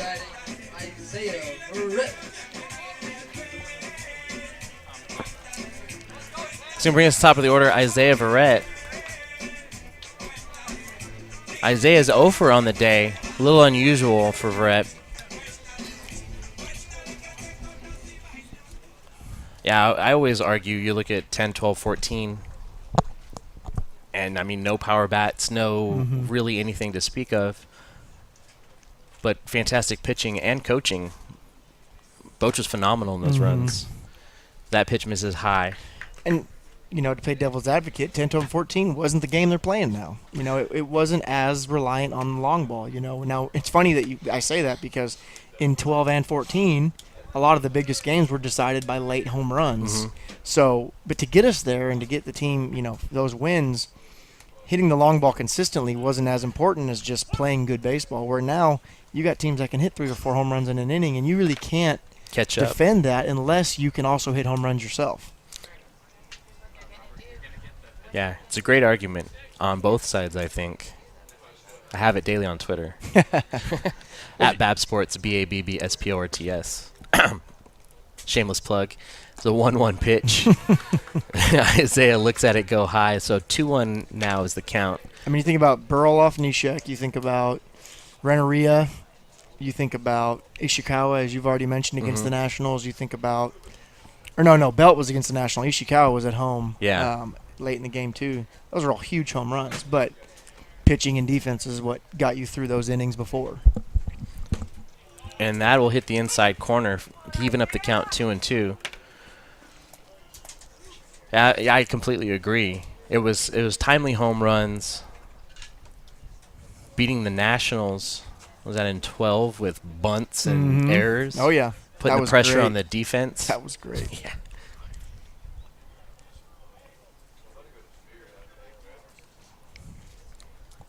So a 2-2 count now to Isaiah Verrett. 2 on, 2 out here in the bottom of the 6th. 2-1 is the score. Falcons with the advantage. The pitch from Lozavoy is high. And then you think about a Dodgers team who opened up opening day this year and hit 8 home runs. It's like, well, what do you do? Test them? Yeah. Yeah, no kidding. You know, and those guys are going to hit lots of home runs, you know. Your Jock Petersons and your Cody Bellingers and your, you know, those guys are going to hit home runs. Turner's going to get his. And then Seager will get his. There's just too much pop in that lineup not. Runners are going, and Isaiah right back up the middle. Fernandez is playing over. Coming in to score is Botello. So an RBI single there for Isaiah Verrett. Score is now 3-1. And that's got to make Stover happy, you know, as being somebody who studied under him for 2 years. 2 strikes, runners on, goals, middle of the field, hard, just being on time and ready to go, and Isaiah just find a spot up the middle to score a run. Yeah, definitely timely hitting there.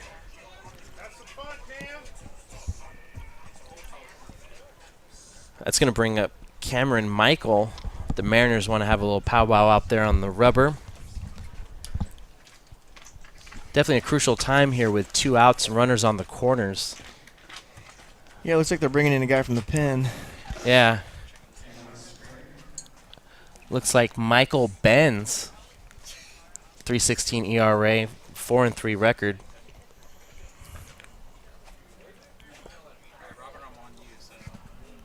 Six foot 190. Let's watch him warm up and see what he comes with.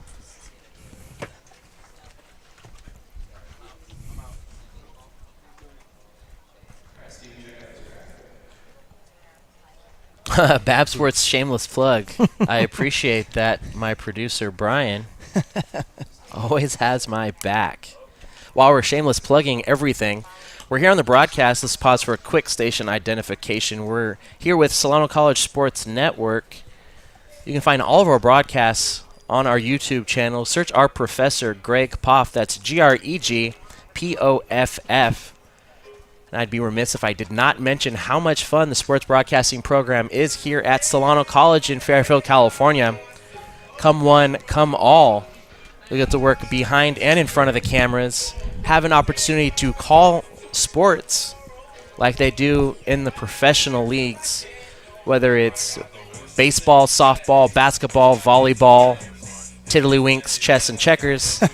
You also have a chance to call high school football games for Vacaville High in the fall. Greg Poff will be offering broadcasting classes here in the summer semester as well as in the fall. In the summer, although there won't be any sports being played, you'll have the opportunity to put in work in the Solano College television studios, whether it's in-studio interviews. You can create your own content and your original shows, as well as sports breaks and anything else that you would like to do and take advantage of not only a production room, but professional television cameras and 2 professional studios here on campus. Shameless plug is complete. As we've got Michael Benz out there in relief of Matt Lozavoy. Stepping into the box for Solano will be, if I'm looking at the right, Michael Cameron. So we've got Isaiah Verrett and Roach at third, Verrett at first for Cameron. Struck out in his last at bat, blah, blah, blah. First pitch is hit and roped into center field. That's going to score Roach. Making his way around second is Verrett. And Coach Stover is going to hold him up there at third. RBI single for Cameron Michael. Just a challenge fastball, and he was on time and ready for it. First pitch, first swing. And you talked about what I liked about coaching. I mean, that right there is what you like about coaching. A guy who's prepared, on time, ready with the fastball, and doesn't let a guy get ahead of him just to get timed up. He was ready to go and just really hit a rocket into right center. And swinging right through that pitch is Bryce Priblinski. Bryce hit a double, took one off the elbow pad, and popped out to first.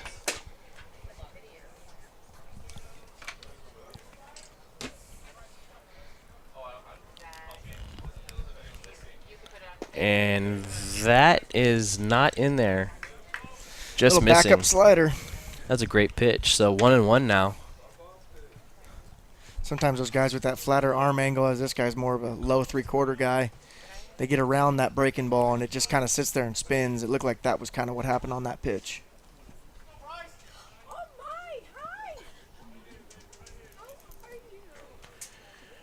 And that misses a little high, a little outside. So 2-1 now is the count to Pribs. Runners on the corners, 2 outs. Solano able to put up 2 here in the bottom of the 6th. 4-1 is their advantage over the College of Marin Mariners. Got quite a gap up the middle. Fernandez shading third, and that breaking ball misses low inside. And again, that alignment is based, I think, off of the amount of information that's out there. A lot of these coaches now are using field stats that'll tell you percentages on where guys are going to hit. Maybe in this situation, Priblinski's a big pull side ground ball guy, so they pull the shortstop over, leaving the middle of the field open, but odds are the ball's going to be hit to the left side anyway, so. And he beats him with a walk. Take that, numbers.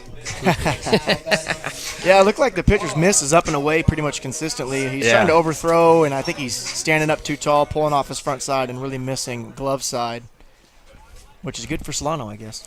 Absolutely. Because now the bases are loaded. 2 outs for Alex Papard. Breeze is starting to pick up a little bit. Let's see if that becomes a factor at all. Other than making little things a little more comfortable here.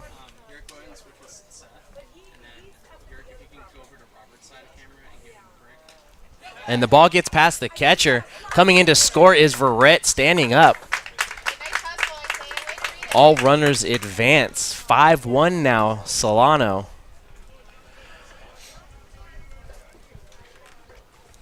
And again, an arms or a glove side pulled fastball. Yeah, Caravello. That pitch getting past him. We've seen some issues with that early in the game, too, with Wolt behind the dish. Well, being a catcher's coach, I'm a little biased, but I think when you pull the fastball in the other batter's box, I'm going to put that on the pitcher and not the catcher. Yeah, I agree. Inside pitch misses. So 2-0 now to Papard.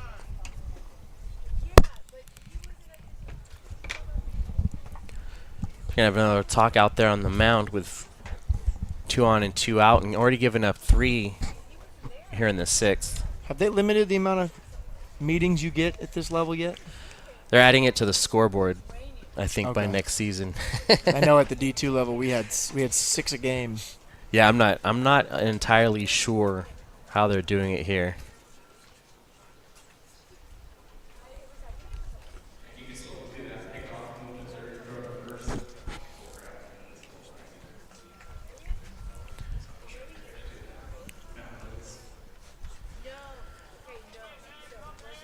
What's the penalty for that?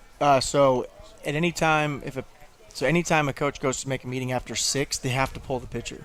Oh. Well. So the only conversation that can be made is to change the pitcher. Oh, gotcha. But if a catcher goes and talks, if there's an offensive meeting, all of these count towards the same total. Yes. The 2-0 pitch, and laying off of it is Alex, and that will be ball 3. Pretty obvious take here, I would say. Yeah, I would think so. Make him make the pitch. And he does, working a 4-pitch walk. That's going to load the bases for Kyle Krebs, who's 1 for 3 on the day.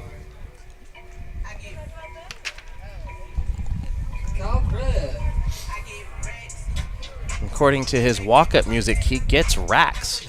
So let's see if he can do that here in a bases-loaded situation with 2 out. Would you say he might need to rack up a few RBIs? Racks and stacks. Krebbies and ribbies. That was a stretch. That was a tough one. That was a tough one. That was a stretch. Good job there by Caravello. Keeping that pitch that was just a bit outside from going to the backstop.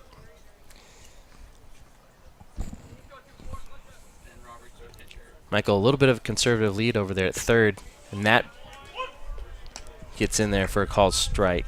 So the count now 1-1.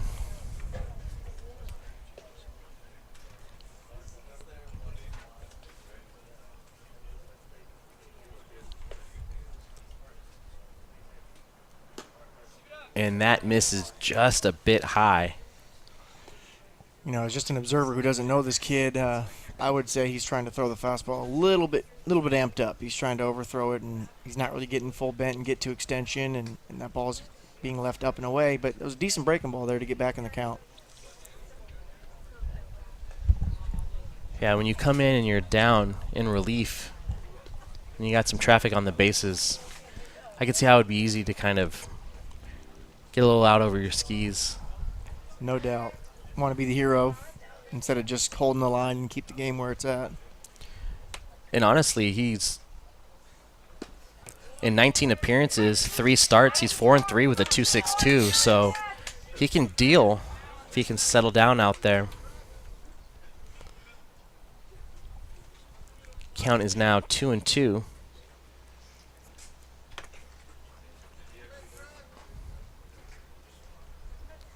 And that is golfed softly and right over the head of Fernandez. Oh. And lucky that Bryce got hit with that throw. I think he might have been thrown out at third, but not before 2 come in to score. So a great piece of hitting there by Kyle Krebs, who somehow managed to get that over the shortstop's head in a rare misplay there by Randy Fernandez. I was going to bring up the catcher, Gannon Goldensoff. 1 for 3 on the day with a strikeout.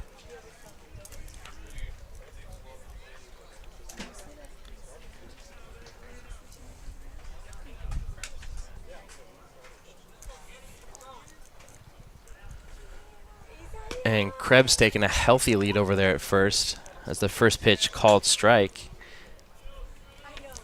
Nick, would you score that in air or give him a hit? I mean, that's a tough bounce. Yeah, you know, I think that's... He might not have got him anyway. That's where the official scorer's job is a little bit tougher than some may realize. If I'm scoring that, I think if he just comes in and gets the big hop, it's a pretty simple play. I'd give it an air, but, you know, if I'm Krebs, I'm hoping and praying that the official score gives me an RBI single there. So, you know, for the sake of Solano, I'm going to go hit. But if I was scoring it, I'd give it an air. Yeah, I usually look, you know, tough hop. Is he going to be able to throw him out that deep on a soft hit grounder?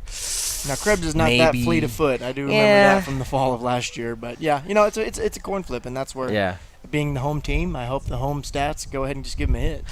I mean, why not? Of course you would. My producer Brian in my ear. I'm going to give him a hit. And that is hit softly. Fernandez there again, but this time able to catch it on the fly to end the inning. But not before Solano can put 5 up. Their advantage now is 7-1. And we'll be right back with the top half of the 7th right after this. Welcome to TV 55. In this hands-on class at Solano Community College, you will learn all aspects of television production, how to use high-end cameras, lighting, and audio equipment, in the field, and right here in the studio. Whether you are looking at making better YouTube videos, educational or promotional segments, or finding your creative passion, enroll today. Get an art school education at the fraction of the cost. Visit us online at solano.edu.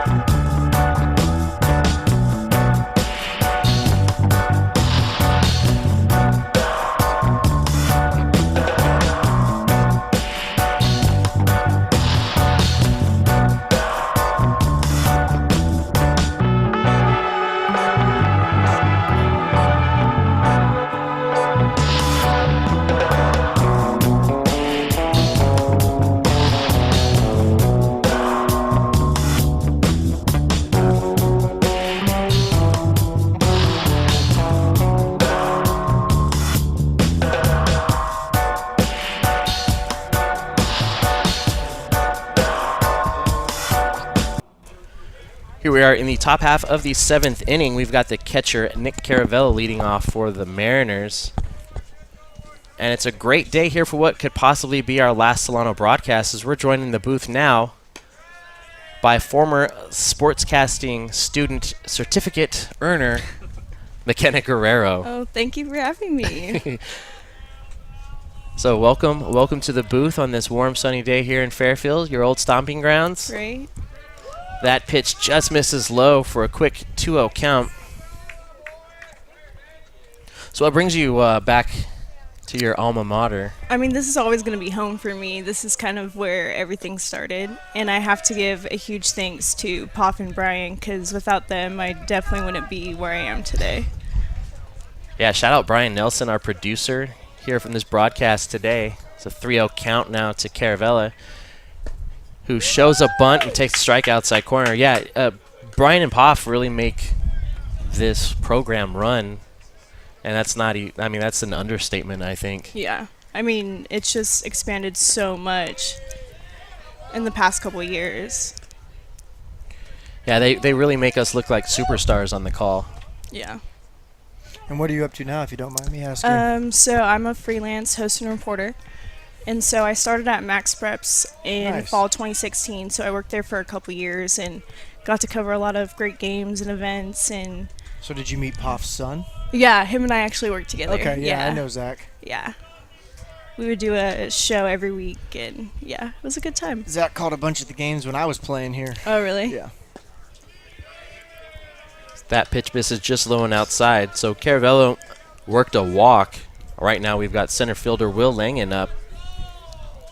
So you said that you wanted to go into broadcasting? There was a time when I thought about it, and when I got hurt my freshman year here, I broke my wrist in a game against LMC, and Prof corralled me in to do a few games, color and play-by-play, and I enjoyed it a lot. I mean, every professor I've ever had will tell you that they can't get me to stop talking anyway, so I might as well do something that promotes that, it's a perfect profession for it. Yeah, no doubt. It's like a skipper talking to a key crews out there. Pretty simple conversation there. Yeah. You have a 6-run lead, throw it down the middle. They hit enough home runs to tie the game. We'll tip their caps to them, but don't walk anybody. Yeah. And I also wouldn't be surprised if he gets another arm up and loose, just because you can't let this crumble. Yeah, we've seen last season some games kind of fall apart a little late. Why do you think the bullpen guys and the bigs make the most money? I mean, at least the closers. You know, the last 3 innings of the game can really be the toughest to get the last 9 outs. Bringing it back full circle to the Giants, we've seen a lot of that this year, as most of their runs are scored in the last half of the game. And that is in the dirt. Great block, though, by Goldensoff. Yeah, when your $40 million closer is your 7th inning guy, you kind of feel good about what you got in the pen, but you're right about the opposing teams. Even in the loss on, I think it was it the day game? The 9-6 loss. Yeah, they scored, 4 runs in the 9th off the bullpen? Yeah. Couple home runs to really bring it full circle. And a 4-pitch walk to Langen. So we got 2 on now. No out for the top of the order, Randy Fernandez. So being a coach first, do you think that, being a player first, do you think that's made you a better coach? Yeah, I think a lot of the perspective that you gain, that you need to coach, comes from playing. I think when you're, involved in these situations and you see it time in and time out how things develop and how they progress, and also, for me being an assistant coach at a pretty, we're not nationally recognized, but we're a pretty well-known D2 down in Arkansas. You learn a lot of things you'll do in your program and a lot of things you won't do in your program. But yeah, playing definitely, I think. Plus, it kind of builds the passion that you have to work on a baseball field every day for the rest of your life and not see it as work because you're still coaching a game. Yeah, that's true. I think a lot of that is derived from your time spent between the lines.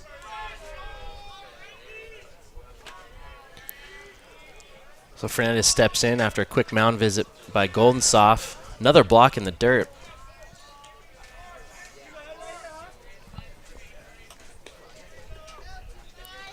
Key Cruz out there looking to settle down here.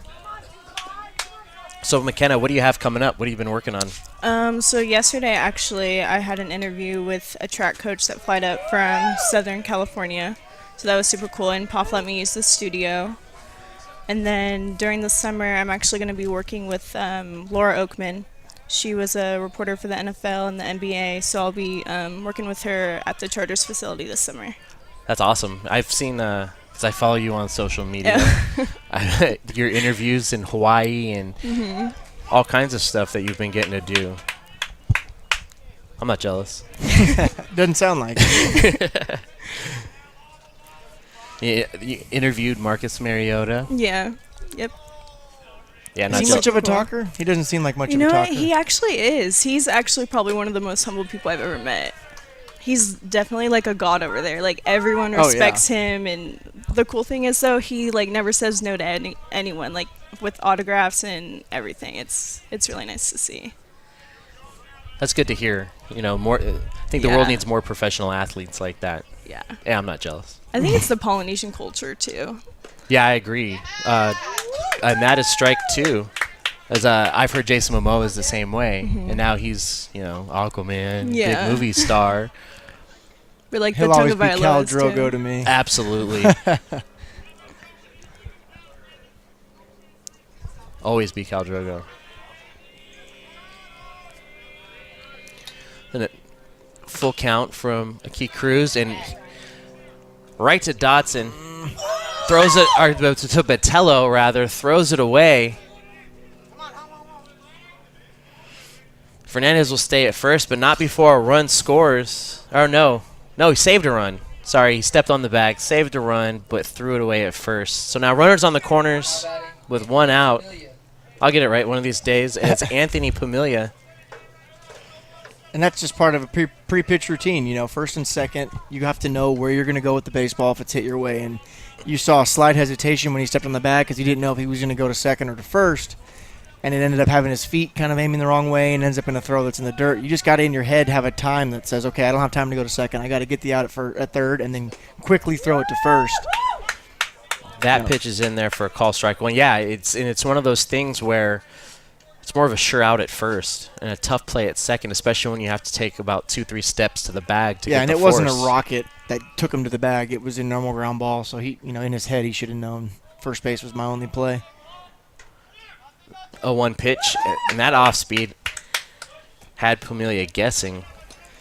That arm slot straight change is, when he's kind of directly over the top, and when you throw that straight change, it really dives out of the bottom of the strike zone late. It's a good pitch, it looks like.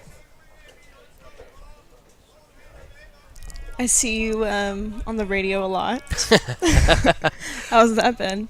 It's been good. I've been annoying everybody at 95.7. See, I told you, Nick, earlier, yeah. I religiously listen and call in 2, 3, 4 times a day. I've been out of the area, but isn't 95.7 the A's station? It used to be until the A's kind of muddied the waters. Yeah, that's right. I said it on a broadcast. Figure. The A's muddying the waters. Go figure.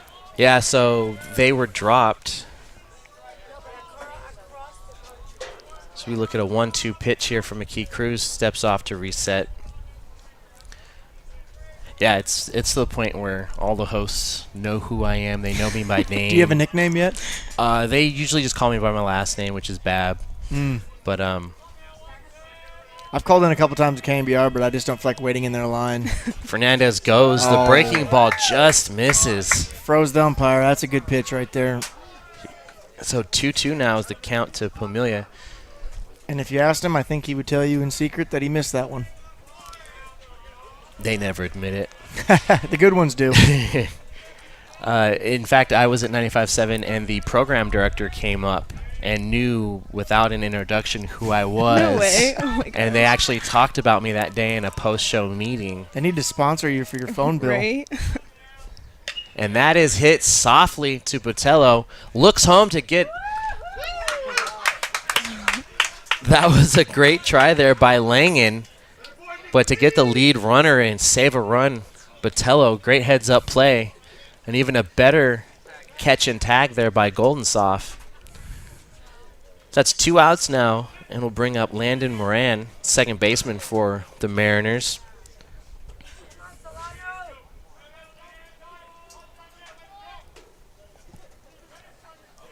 Moran's 0 for 3 on the day.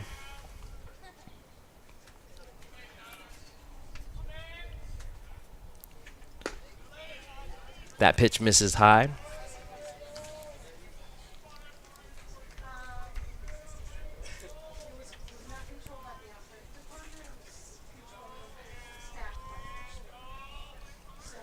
Are you going to be around in the fall, too? Unless 95.7 gets tired of me and just puts me on payroll, I probably will be around. And that is in there. 1-1 now is the count. You give enough dynamite takes, you never know, man. They may give you a call. I've actually made quite a few of them on air that have come true.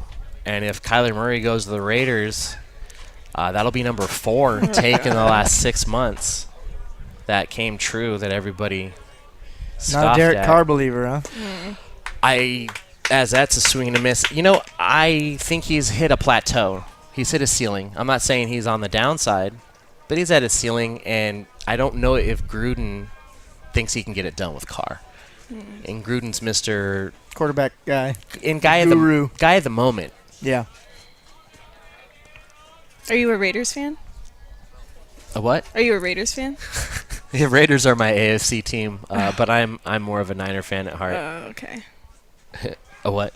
The AFC fan? I've never heard of that before. Well, I'm growing up here in the Bay Area. I mean, other than being regional rivals, they're not really rivals. No. Neither teams play in the same division. Yeah, they but rarely have you ever play been each to a other. Raider 49er game? I have. The fans actually. would beg to differ that they're not rivals. I usually wear a bulletproof vest. You should. I think that's anyone that plays the Raiders, though. Yeah. I mean, let's be honest. As that breaking ball is fouled straight back. You could sell those games to a UFC fight night if you wanted to, with the amount of times the fans are getting into it. Oh, I've had friends definitely arrested. Oh, yeah. I usually duck out back to the tailgate. Yeah. It's funner out there anyway. So we got 2 on and 2 away here. 1 and 2 is the count to Landon Moran. 7-1, Falcons advantage. Great play there to save a run by Botello. And that is swung on and popped up into right field. But there is Kyle Krebs to end the inning. So a great job by Aki Cruz to pitch himself out of some trouble here. We'll come back for the top of the 8th. Excuse me, the bottom of the 7th. Some inning. We'll come back for the bottom of the 7th. We've got Roach, Rhett, and Michael.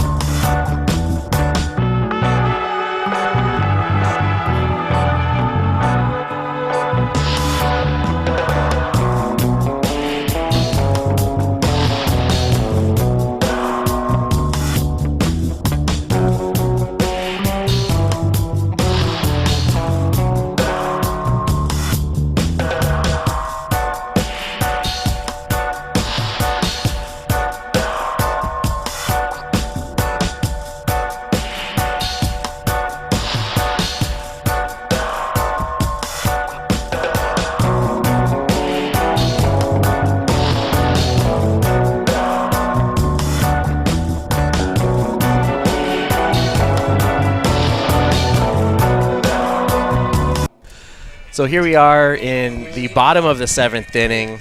And we've got Nick Dodson leading off. I think I had the wrong Nick before. There's 3 of them. So Dodson is on the day, 1 for 3. Yeah, that's right, 4 Nicks. Did you ever coach Joey, his brother? I did not, but he played. Joey played on a couple the Mudcats summer teams that I played for and also was around, so I've seen him play. A little bit different players. And that is popped up behind second base, right center, and the right fielder, Cornett, able to make the catch. That was hit soft, but had some carry to it. His brother Joey went to Nebraska Kearney, which was shut down. The whole program was shut down, and he was a free agent for a while. And we softly were talking to him last summer before he signed with. Where did he end up going? Can't remember off the top of my head. So yeah, Nick Botello stepping in the box as that pitch misses high and tight.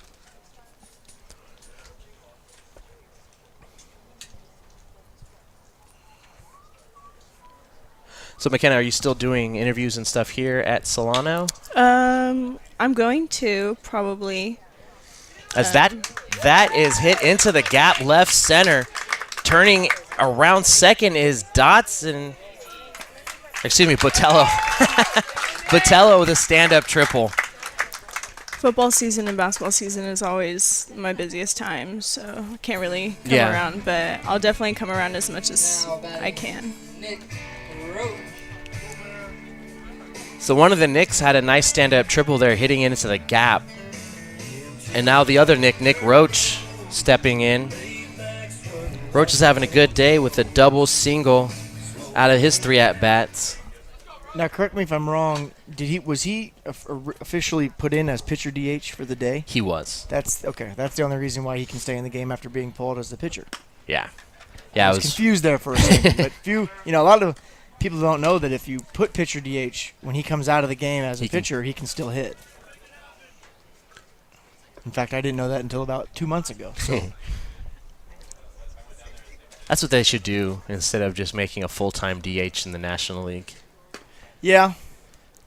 I had this conversation the other day about this. And, I think the part of me that loves the genuineness of baseball says leave it the way it is. But the part of me that understands that it's a business and you're selling to people who like exciting things. And if you can trade a number 9 pitcher for a 3-hole hitter, it's not a bad trade. And that misses high and outside. So a quick 3-0 count. I'm of the philosophy is if you don't want to hit or you can't hit, hey, go to the American League. If you think you can hit or you want to try to hit, go to the National League. And when you're in high school, learn to freaking hit. That is a 4-pitch walk as Roach makes his way down to first. Well, as someone who tried to take a run at the professional runs there for a second, saying go to the American League or go to the National League, those decisions aren't always up to the player, and you kind of go where you're wanted. So, of course. From I think baseball in general is moving towards an offensive game. The dead ball era is done. They don't like that. Balls are getting called juice now. You're finding this dichotomy of what do you want, and I think eventually the guys that want home runs are going to win out, and that's going to be a DH in both leagues. Because think about. That misses lone outside to Isaiah Verrett. We're here back at the top of the order with 2 in the corners and 1 away. You think about now I've lost my train of thought, but home run hitters. Yeah, I'm trying to remember dead ball what my point era. was. Yeah, that's all. I mean, the heads that want more power are going to prevail. I guess I don't really know where I was going with that because I can't remember now. But yeah, I mean. Yeah, I understand not as easy as picking a league, but I like having the difference. Yeah. Oh, that's right. There we go. Postseason play, when you have a National League pitcher who's had 100 at-bats, who has to hit in their home ballpark during World Series, whereas American League players don't, and then you go to the American League park and you have an extra hitter in your lineup that you've played the entire season without, I really think, there's a bit of a National League. It's better for them the way it's currently set up. Now, the numbers would probably tell you that it's split right down the middle and there's equal number of American League wins as National League wins, but just on the surface, it would appear to be a little bit of an advantage for the National League to continue and not have the DH because they have that upper hand when the playoffs come off. Yeah, and if they go back to who wins the All-Star game. Oh, never. Home field never advantage. again. That should never have been a rule to begin with. Could you imagine if the Pro Bowl decided anything? Nobody plays there, though. Exactly. And that pitch misses, so a 3-1 count now to Isaiah Verrett. So, McKenna, what's your baseball team? What do you follow? Oh man, I grew up in Southern California, so Don't say the Dodgers. no Padres. And mute. Okay, Yeah, I can handle that. My And brother-in-law's a Padre fan, so I can handle that. Yeah, Padres aren't as bad as Although they're pretty LA good teams. this year. Yeah, I think the Padres are going to surprise a lot of people as Verrett hits that into left center, and that's going to reach the wall. So we got Botello coming in to score. Coming around is Roach. Play at the plate, and Roach makes it with a great tumbling slide. Heading over to the third is Verrett. So 2 more up on the board for Solano. 9-1 now is their lead.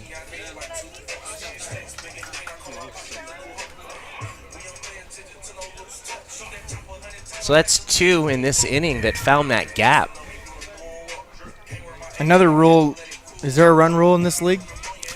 I don't believe so. Okay. It's been so long since I've been in this game, I don't know. Yeah, it's there is one for softball. We saw it yesterday here at Solano, but not in baseball. That's going to bring up Cameron Michael. And that is inside. So we got a runner on third, some speed with Isaiah Verrett for Cameron Michael with only 1 away here in the bottom half of the 7th.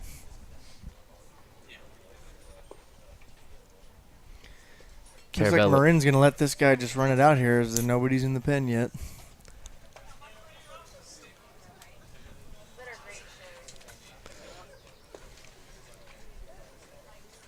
Yeah, maybe leave him out for the 7th and see what happens. As that pitch misses, so 2-0 now to Michael. Yeah, Padres are a good team. I enjoyed watching them as a kid. They gave us a couple great coaches. They gave us Dave Flan Dravecki and Boch. They gave us Dave Dravecki. They gave us Kevin Mitchell. Yeah, that's right. That's my area. That is roped into right field. Going back is Cornette, and just missing a home run by a few feet is Cameron Michael. Isaiah Verrett in to score. Michael with a stand-up RBI double. Shed his helmet at first base.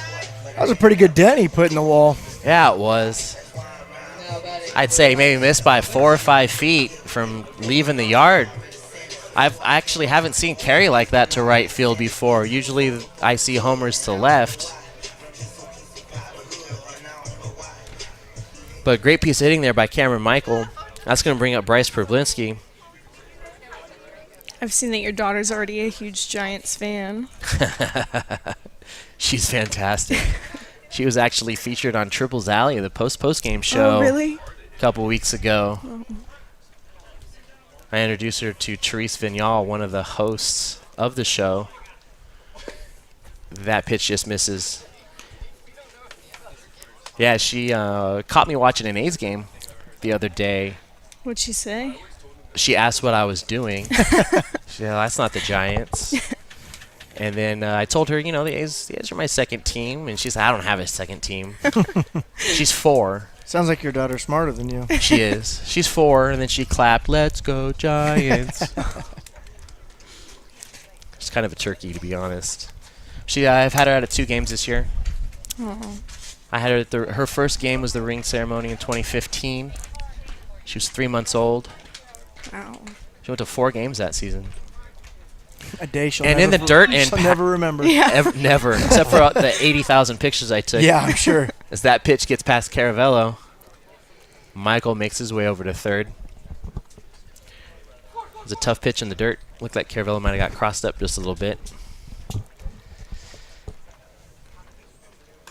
Yeah, I used to have a little Giants baby carrier and dress her in a little Giants gear.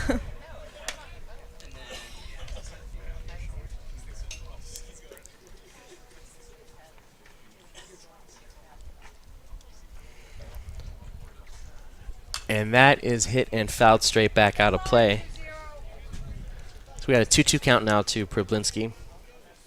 Yeah, for any Giants fan out there, I'd suggest checking out Triples Alley. Night home games. They do like a post game show, similar to like the Warriors Outsiders setup. Therese Vignal. Who else is on there? I'm blanking. Cole Kuiper. And Carmen Q. There we go. So full count now to Problinski. Runner on third and 1 out. Giants are in Philly tonight? Pittsburgh. Oh, that's right. Okay. They're actually favorites in Vegas. Slight favorites. But it's Pittsburgh. And that breaking ball misses inside. So making his way over to first is Bryce, who now has 2 walks and took one off the elbow on the day. Being back here at Solano, does it bring back a lot of memories? Oh, yeah. When you spend as much time as we do, and it's not even a lot of the games I remember, or even, a home run or a double or whatever it was just time we spent. And, I remember my first year in the fall taking ground balls at first base with what Stover used to call it 4-way fungo, which was 4 relief pitchers just hitting mass ground ball. I think we took ground balls for 3 hours first day out here, and it was just like, what did I just get myself into? That pitch misses just a bit outside. And that playoff game that we talked about earlier was played at Marin. They were the higher seed, so those memories are locked away. And I was actually sick as a dog in that series with the flu. I didn't even get to play. Then we got to go up to Santa Rosa, who hosted that super regional that year. They were tough. They had a good team that year. I think we went 2 in barbecue, but at least we made a run at it. That pitch is fouled straight back, so 1-1 count now. But the broken wrist happened here, so that I remember as well. Wow. 2-1 now to Pipard. How'd you break your wrist? We had a guy back then who had a lot of arm side run on his fastball. He came from Napa, and a guy by the name of Kelly Starnes was hitting. He ended up being a late draft guy from LMC. And that is popped up, and that, too, will be out of play. Not a real big guy, but, athletic, tall, strong. Hit a little dribbler back to the pitcher, and I was playing first base, and the pitcher barehanded and kind of slung it, and the thing just ran right into the line. And as I came across, Kelly had met me, and I hit him straight in the square in the sternum and shattered both the radius and the ulna. It was just basically from mid-forearm to my fingers, it was numb. Oh. That's tough. Yeah, and it was 33. I think at that time you have to play in less than 30% of the games to get a medical red shirt, and that game was 33%. Oof. So I missed it by a game, really. So my freshman year was lost. The full count pitch is roped into right center, and that's going to drop and get in there and go to the fence. Coming in to score is Michael. Making his way around third base is Roach. Oh, excuse me. No, is Problinski. Sorry about that. And so Pipard with a stand-up triple, 2 RBIs for the 3rd hit to the fence here in this inning.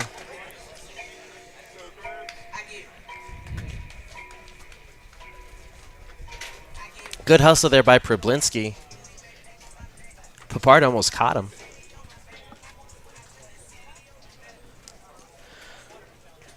So that'll be another trip out to the mound. And it looks like some quick warm-up out there from the bullpen. It's going to bring a new pitcher on for the Mariners.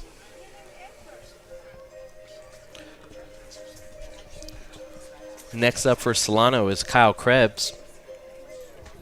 Krebs is 2 for 4 on the day today. Now, you've been covering them all season long, right? For the most part. Who's been someone that you feel that's really stood out this season? I would actually say that most of the sophomores have been balling this year, whether it's on Nick Dodson's improved defense. They've all been hitting pretty well. I mean, we've got. Is Papard a freshman? He is. Yeah, so I mean, numbers-wise, I think he's the best average and highest home runs. Yeah, and he's got. And he plays a pretty important position as far as He being the does, shortstop. and he's also leading the team in home runs. Yeah. And batting average at 312. The next freshman, Cameron Michaels, at 308. But then you've got sophomores Verrett, Krebs, Prablinski, Just all south over of 300. 290s. Just Yeah. south of 300. Yeah, because I hit 298 my sophomore year, so I know what. Humble brag. No. No, not a brag. Not a brag at all. I didn't think I had a chance. I thought after that performance, I'd never play baseball again. Because back then, 350, 380, those guys, I mean, that was pretty standard. Did you go on to play after Solano? Yeah, I got a scholarship to play in Oklahoma. Oh, okay. At a school called East Central University. It's a Division II. Here's a humble brag. My senior year, I was an All-American for them. Oh, wow. I hit Nice. 430. But What made you want to stop playing? I didn't want to stop. It was the fact that my numbers weren't good enough to get me recruited. Oh. I didn't think I had, everybody dreams to play D1 ball, and I didn't know what was option-wise, so I didn't think it was going to happen. And then come, I think, April, right around this time, my sophomore year, the phone calls started happening, so I thought maybe I will have a chance to play. So it looks like we've got number 24, Tyler Quintanilla, in for relief. Now, Tyler's, in 5 appearances, has a 13.50 ERA. Kyle Krebs stepping in the box.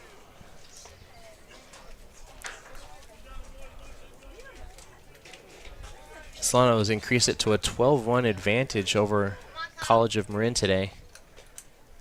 And that is hit into left field. Moving over is Sumner and making the catch, but tagging up is Papard. And able to score. So 13-1 now. Productive out by Krebs. Pretty easy RBI there.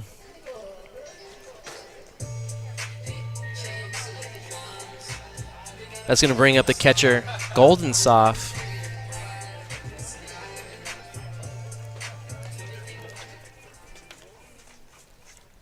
Gannon's 1 for 4 on the day with a single.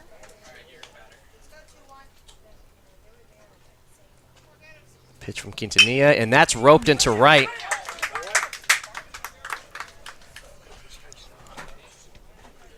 So Goldensoff reaches with a single.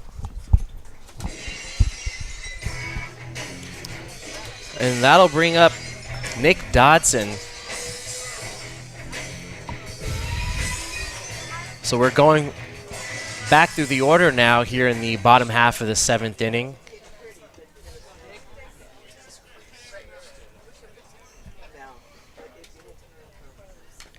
And swung on and fouled. Funny enough, this will be the last inning that we actually have our guests in the booth today, Kenna Guerrero and Nick Spini, and it's also the longest half inning we've had of the day so far. So I really do appreciate the two of yours times. Oh, thank you. Helping out my inability to call baseball. Oh my. I'll talk baseball with just about anybody. Don't worry about it. That pitch is in there for an 0-2 count to Dodson.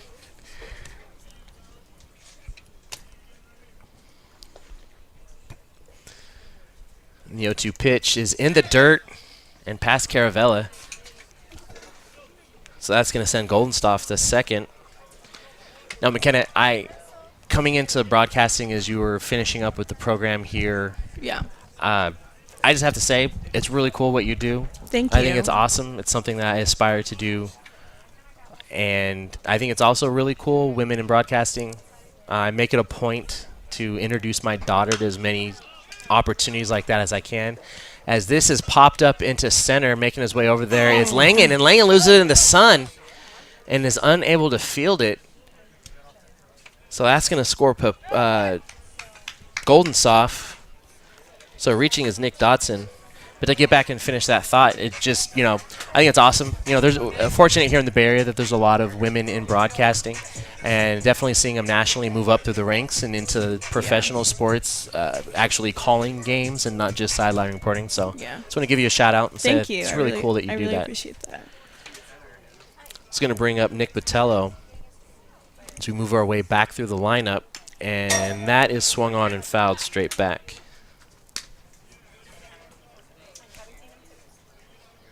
And I grew up around baseball and just from a really athletic family, really competitive. We watched every sport and every award show to see who the winner and the loser was. And that is hit into the gap again between first and second, but making a diving stop is Moran, keeping it, not able to keep it in front of him. Cornette throws it in, so Botello reaching on a single. I was going to say, Nick, growing up around sports, I've always thought coaching would be great to get into, but I didn't quite advance far enough to prove I had the chops to actually do it. So as I mentioned before, those that can't broadcast.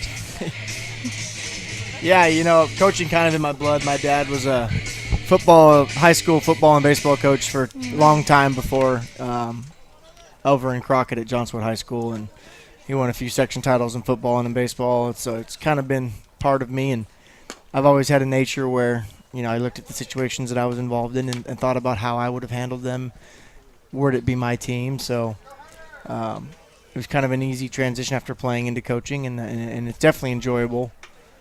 The game's definitely changing at this level, so it's interesting to stay current and stay up to date with what's going on. As that is hit by the new batter, Nick Roach, deep into center field and over the head of Langen. That's going to score one. And it's going to score two as Roach is into third with a stand-up triple. Oh, I'm sorry, Brandon Herter. We don't have anybody giving us these changes, so So Brandon Herter in his first at-bat today, stand-up triple, 2 RBIs. Not too shabby. Welcome to the show. Absolutely.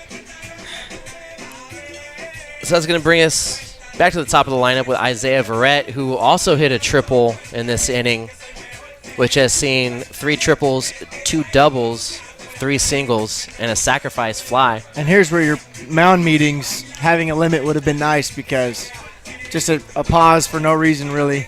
Yeah. And I'm not one for somebody that says speed up baseball games, but there's a little bit of value in limiting the amount of downtime in between pitches, I would argue. On the bright side, we get to listen to Isaiah's walk-up music for a little bit longer. That is true.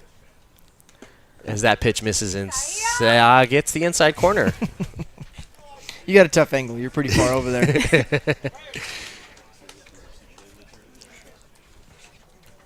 I've seen generous corners early in the game today, so I should know better. And that is in there as well. So quick 0-2 count to Verrett. I can't remember if it's his brother or his cousin, but new Niners cornerback, Jason Verrett.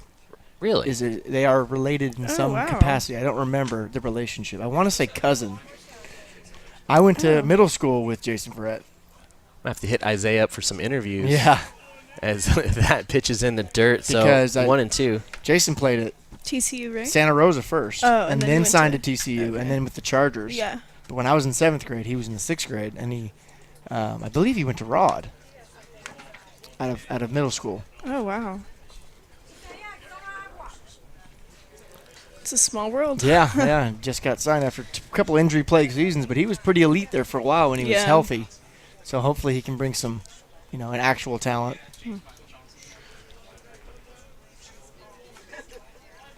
There's a few local guys still in the NFL.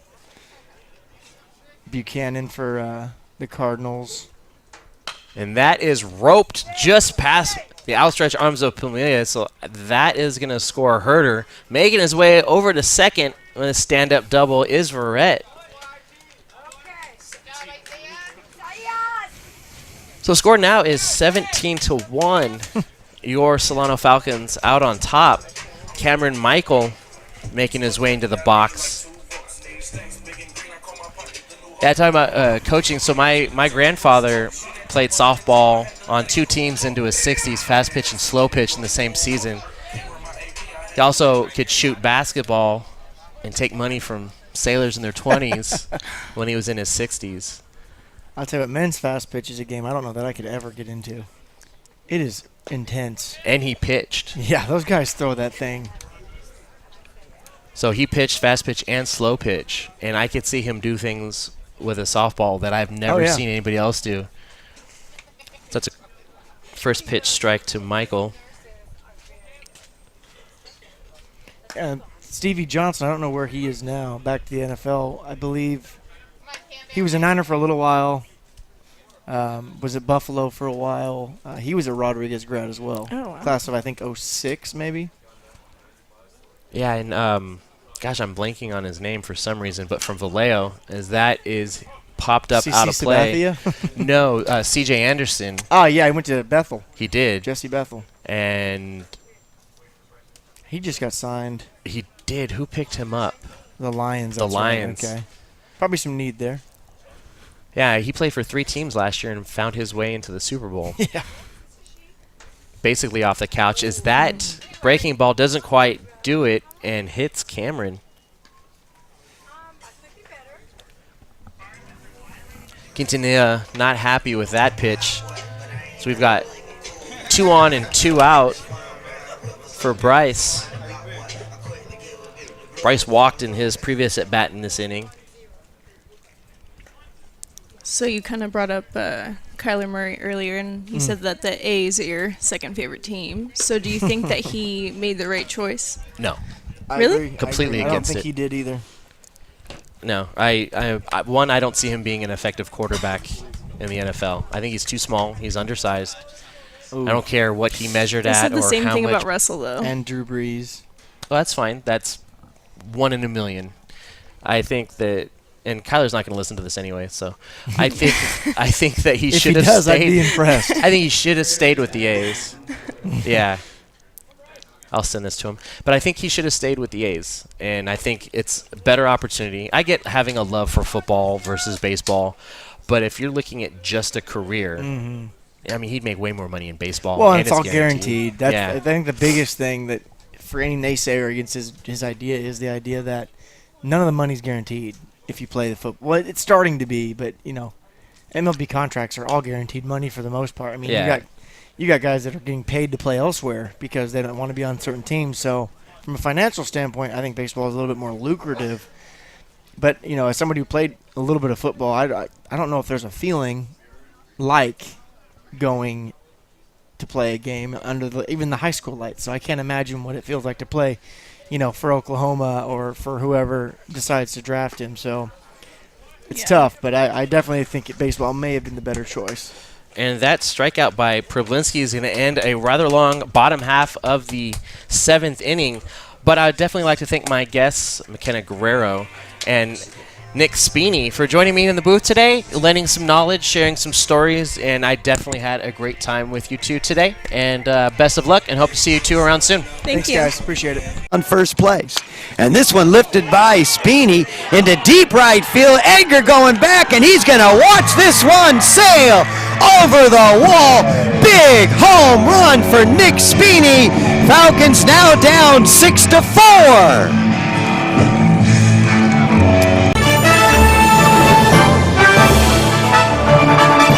This is Nate McKay with the Solano College Update. If this is your first year in higher education and you don't qualify for a fee waiver, Solano Community College will refund all of your enrollment fees if you complete and submit a FAFSA or DREAMER application. As long as you finish with a C or better during the summer semester with 6 or more units and or 12 or more units in the spring and fall semester, you can get up to $1,500 back and $200 in bookstore credit. For more information, contact the Financial Aid Office at financialaid@solano.edu or call 707-864-7103. For Solano College Sports Network, I'm Nate McKay.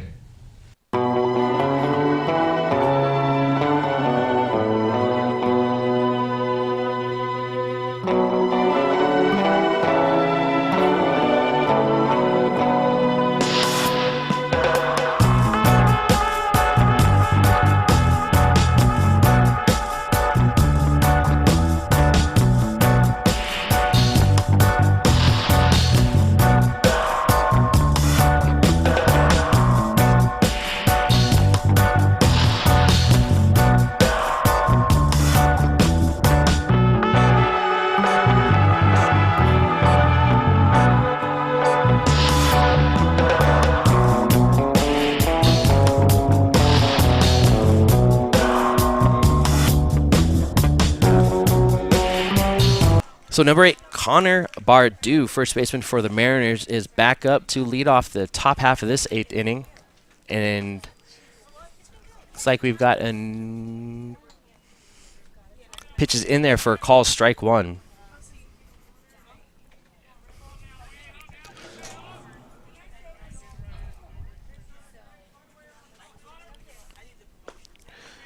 Looks like we've got Anthony Ramos in now pitching for Solano, as Bardew finds himself in a 1-1 count.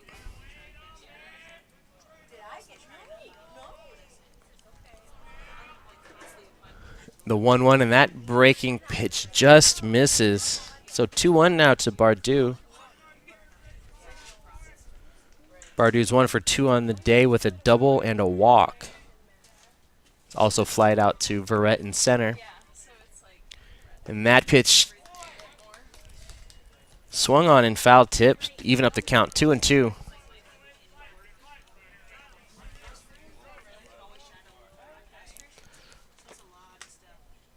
That was quite a bottom half of the 7th inning.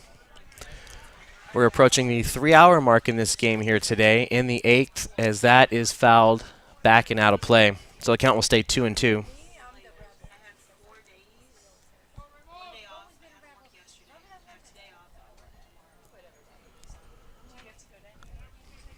Bardew steps back in. Pitch from Ramos, and that is hit into the gap between first and second. So on safely with a leadoff single is Connor Bardew. That'll bring up Dionathan Cornett. Dionathan is also 1 for 2 on the day with a walk.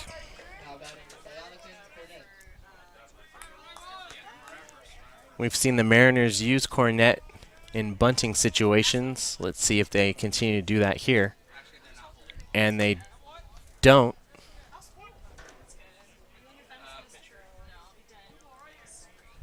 That first pitch gets in there for a strike. Looks like Cornett will be swinging away here, and that is just a bit outside. So 1-1 is the count now to Cornett.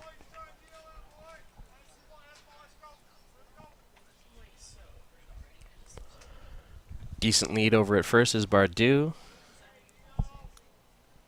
And that on the outside corner, knee high, called strike 2.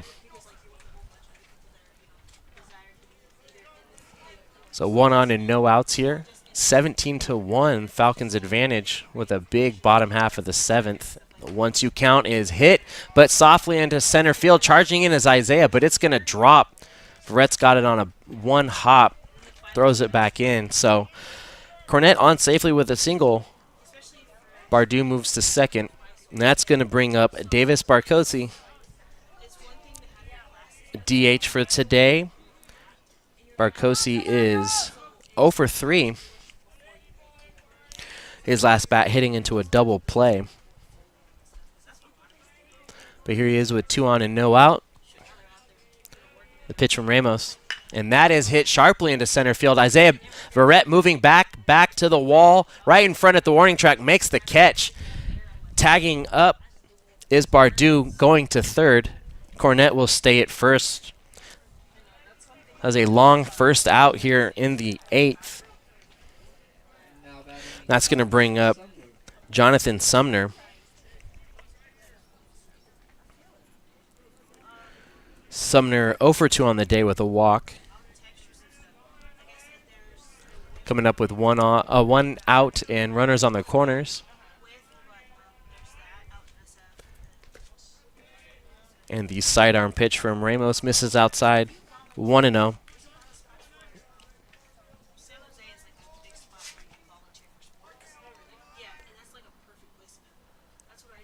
And that is just off the outside part of the plate. 2-0 now to Sumner.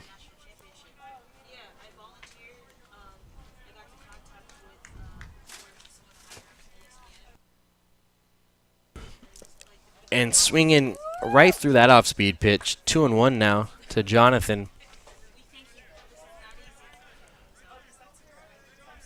Late afternoon sun may become a factor out there in the outfield. We've seen Langen for the Mariners already have a little trouble, so let's keep an eye on that as the wind is picking up as well, as that off-speed pitch misses just inside. The wind's picking up, moving left to right. 3-1 count now to Sumner.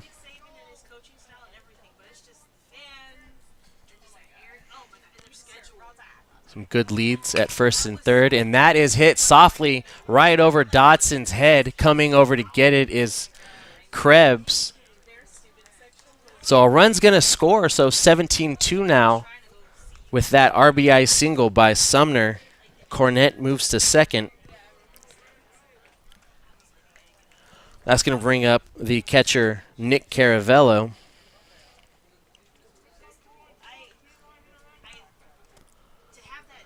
So the Mariners are moving the line here with only one out.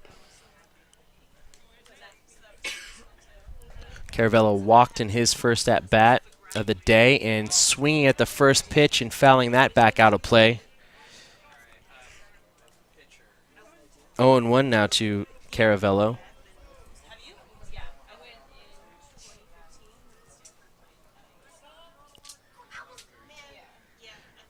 And check swing, but the pitch was there, so quick 0-2 count now to Caravello.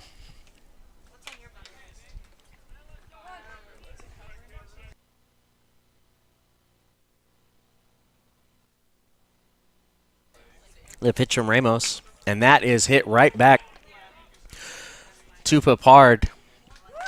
Gets it over to first, not before the runners advance. We got Cornett on third and Sumner on second. But 2 outs now for Will Langen.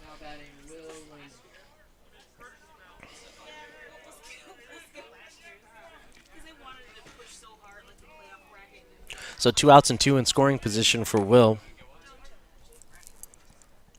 Looking to keep the line moving here for College of Marin.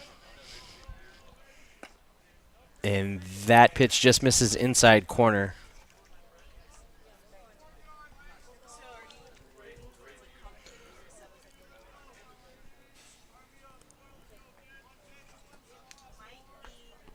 The next pitch from Ramos, and that is outside, but a good catch there by Goldensoff. 2-0 is the count now to Langen.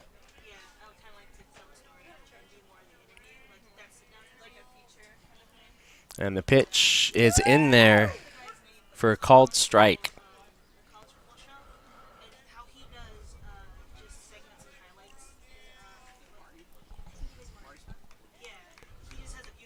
Ramos looking to get out of this inning with only giving up 1 run, as that pitch misses high to bring the count to 3-1.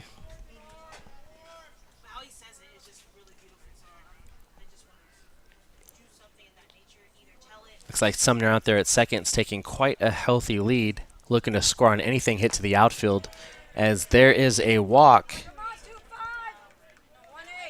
So Langen will make his way over to first, and we're going to bring our way back up to the top of the order with shortstop Randy Fernandez.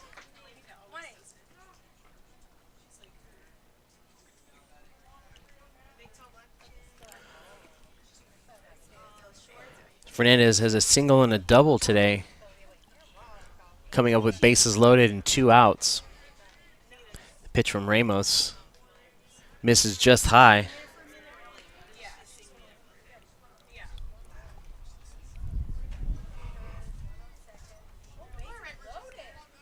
College of Marin showing some good fight here in the 8th. And that gets its way in there. 1-1 the count now to Fernandez.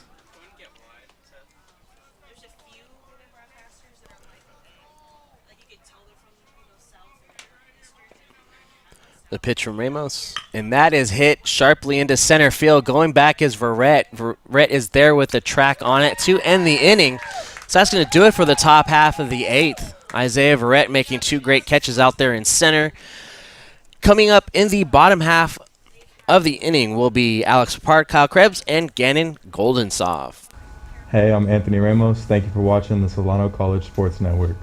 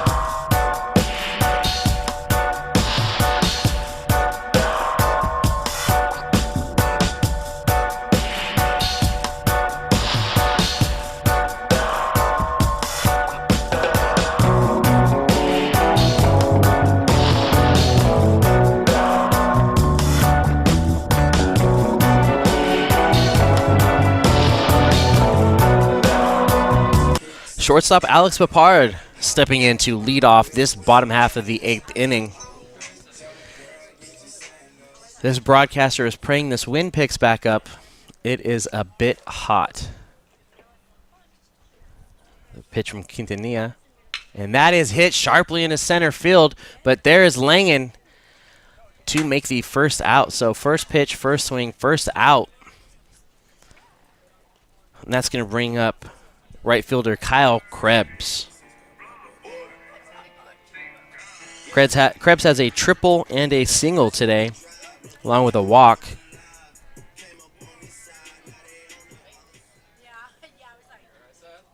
Oh, excuse me, Krebs has a single, 2 singles, and a sacrifice.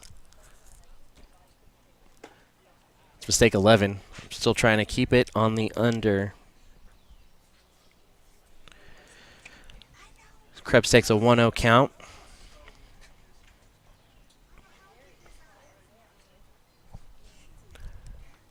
And that is hit but popped up. Looks like second. Oh, no, it's Cornett coming in to make the play. So a quick 2 outs here in the bottom of the 8th. And broadcaster ask, broadcaster getteth, as the wind is starting to pick up just a touch here. Just in time for catcher Gannon Goldensoft to step to the plate with 2 outs. And the pitch from Quintanilla. And it's in there for a call strike 1.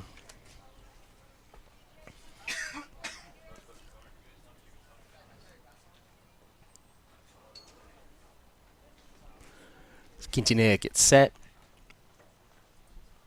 And the 0-1 pitch misses just outside, so 1-1 now to Goldensoft.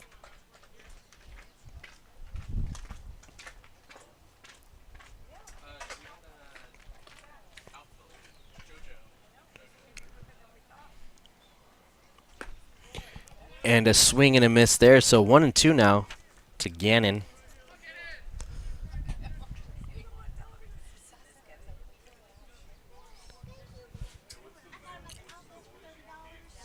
So 1-2 count here with 2 outs.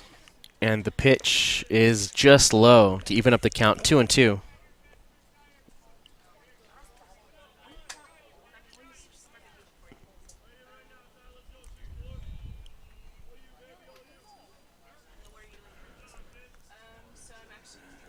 Gannon looks, and that is swung on and fouled off the catcher. So the count's going to stay 2-2.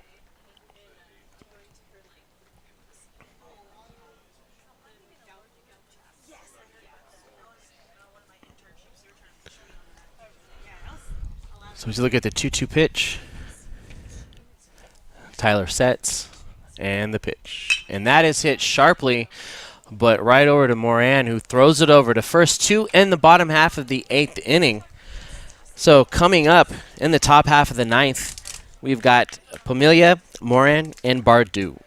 If you have an interest in a career in sports broadcasting, whether it's behind the scenes or on camera, then this is the class for you. Class is held every Wednesday from 1:30 to 4:30 in room 121 alongside the library building.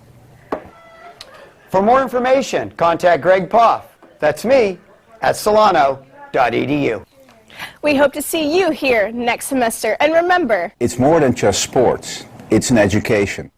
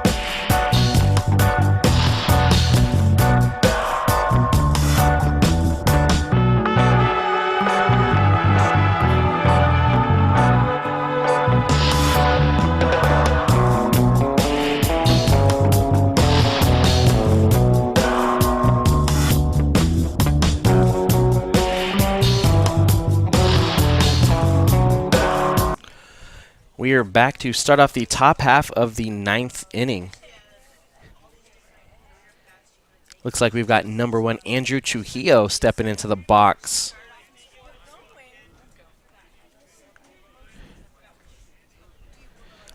The Mariners are down to their last 3 outs of this game. Score remains 17-2. And that pitch just misses from Ramos. So 1-0 count now. And that one gets in there to even it up, 1-1 to Trujillo.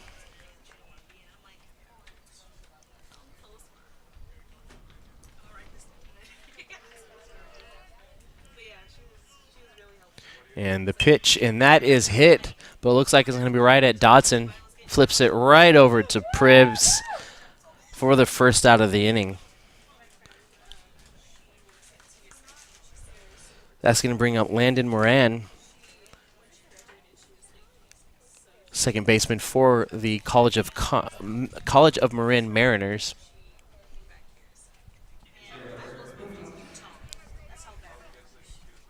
And I just hit my over 4 mistakes today.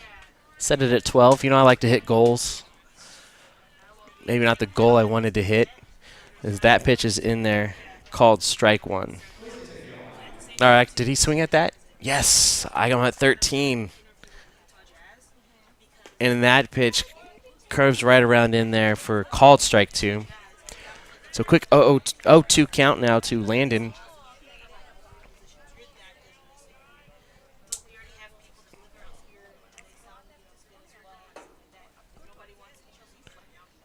And the pitch is in tight from Ramos. 1-2.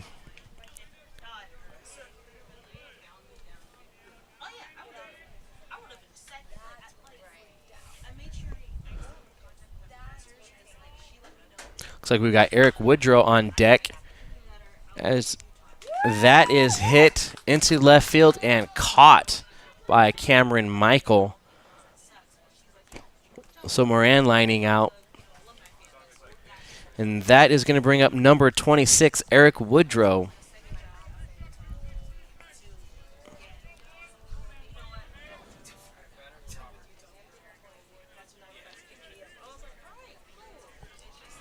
And the pitch in a little tight from Ramos, so 1-0.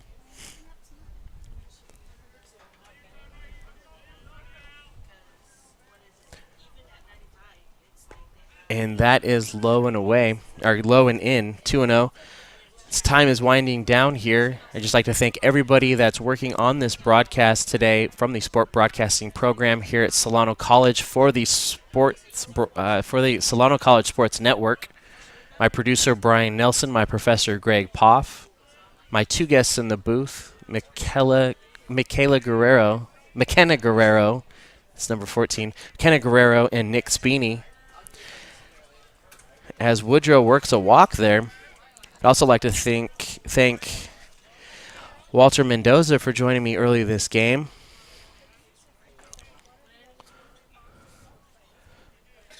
Up now is Ryan Moyer, number 31. So 1 on and 2 out for Moyer as that pitch misses outside.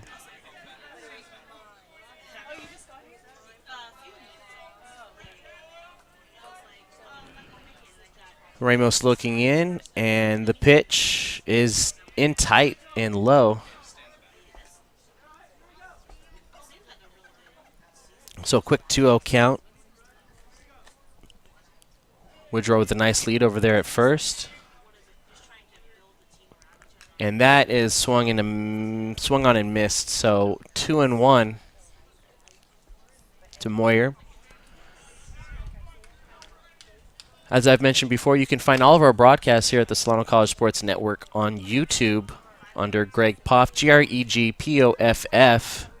And that is hit down the left field line and foul. Find all of our broadcasting content there, whether it be sporting events or interviews in our television studios. Fantastic sports broadcasting program. I encourage all of you out there watching to check it out. And that is hit, but again, right at Dotson. Dotson fields it cleanly, throws it over to Bryce Priblinski, and that's going to do it for this game. So the Solano Falcons are able to take this game 17-2 and improve to a 14-22 overall record, 10-11 in conference. The College of Marin Mariners are going to drop to 19-17, but they are 13-8 in the conference. So coming up here next will be our Best Buy Player of the Game.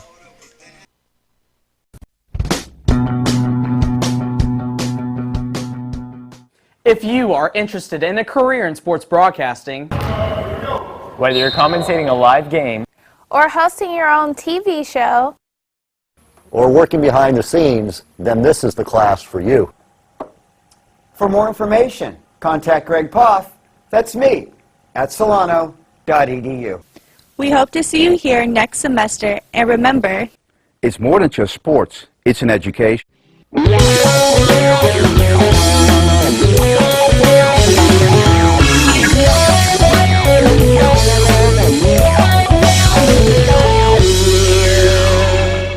I'm here with sophomore center fielder for the Solano Falcons, Isaiah Verrett, who is our Best Buy Player of the Game today. Now, Isaiah, you were killer out there on defensive center field today. Take us a little bit, talk to us a little bit about what it's like playing center field here at Solano. It's pretty tough, especially when the sun comes out, but we started the game earlier, so I took advantage of the sun being on the left side, and then towards the end of the game, it was pretty tough, but I've been here before, so. Now, this being my second season covering the Falcons, I know that you're a little bit of a speedy player. How much does that come into play playing out in center field and being able to track down those fly balls? It definitely helps because I feel like I can range to my left or right and forward and backwards, so yeah. Now, you did it on both sides today. On offense, you hit for 3 legs of the cycle. You had a single, a double, and a triple, which is kind of a bounce back after, I believe, you led off the game with a strikeout. Yeah. So what is it like to stay focused and bounce back from something like that? Yeah, my first 2 ABs were definitely pretty bad, and I kind of came back in and thought about them, and I was just hitting bad pitches or chasing pitches, so I just tried to fix that and get a good pitch hit. Yeah, and I've seen you locked in at the plate before, and it's definitely really cool to kind of see you maybe in the beginning of the game and then be able to bounce back like that. So why don't you take us through that triple that you hit? It was first and third, and honestly, I just didn't want to hit into a double play, so I just wanted to elevate a ball somewhere deep enough to score the run. Yeah, and it was fantastic all the way out to the fence. So that's going to do it. I'd like to thank Isaiah Verrett, our Best Buy Player of the Game. I'd like to thank Coach for throwing sunflower seeds and sour gummies. And then for the rest of the Solano College Sports Network on the broadcast today, and everybody that joined me in the booth, until next time, I'm Stephen Babb. You keep telling me to make it, yeah, to the spot where we would stay lit, and finish bottles never wasted, yeah, cause that's where I'm from. I'm feeling like old school mixtape, that's all I need. I'm killing that low ride Sunday, that's all I need.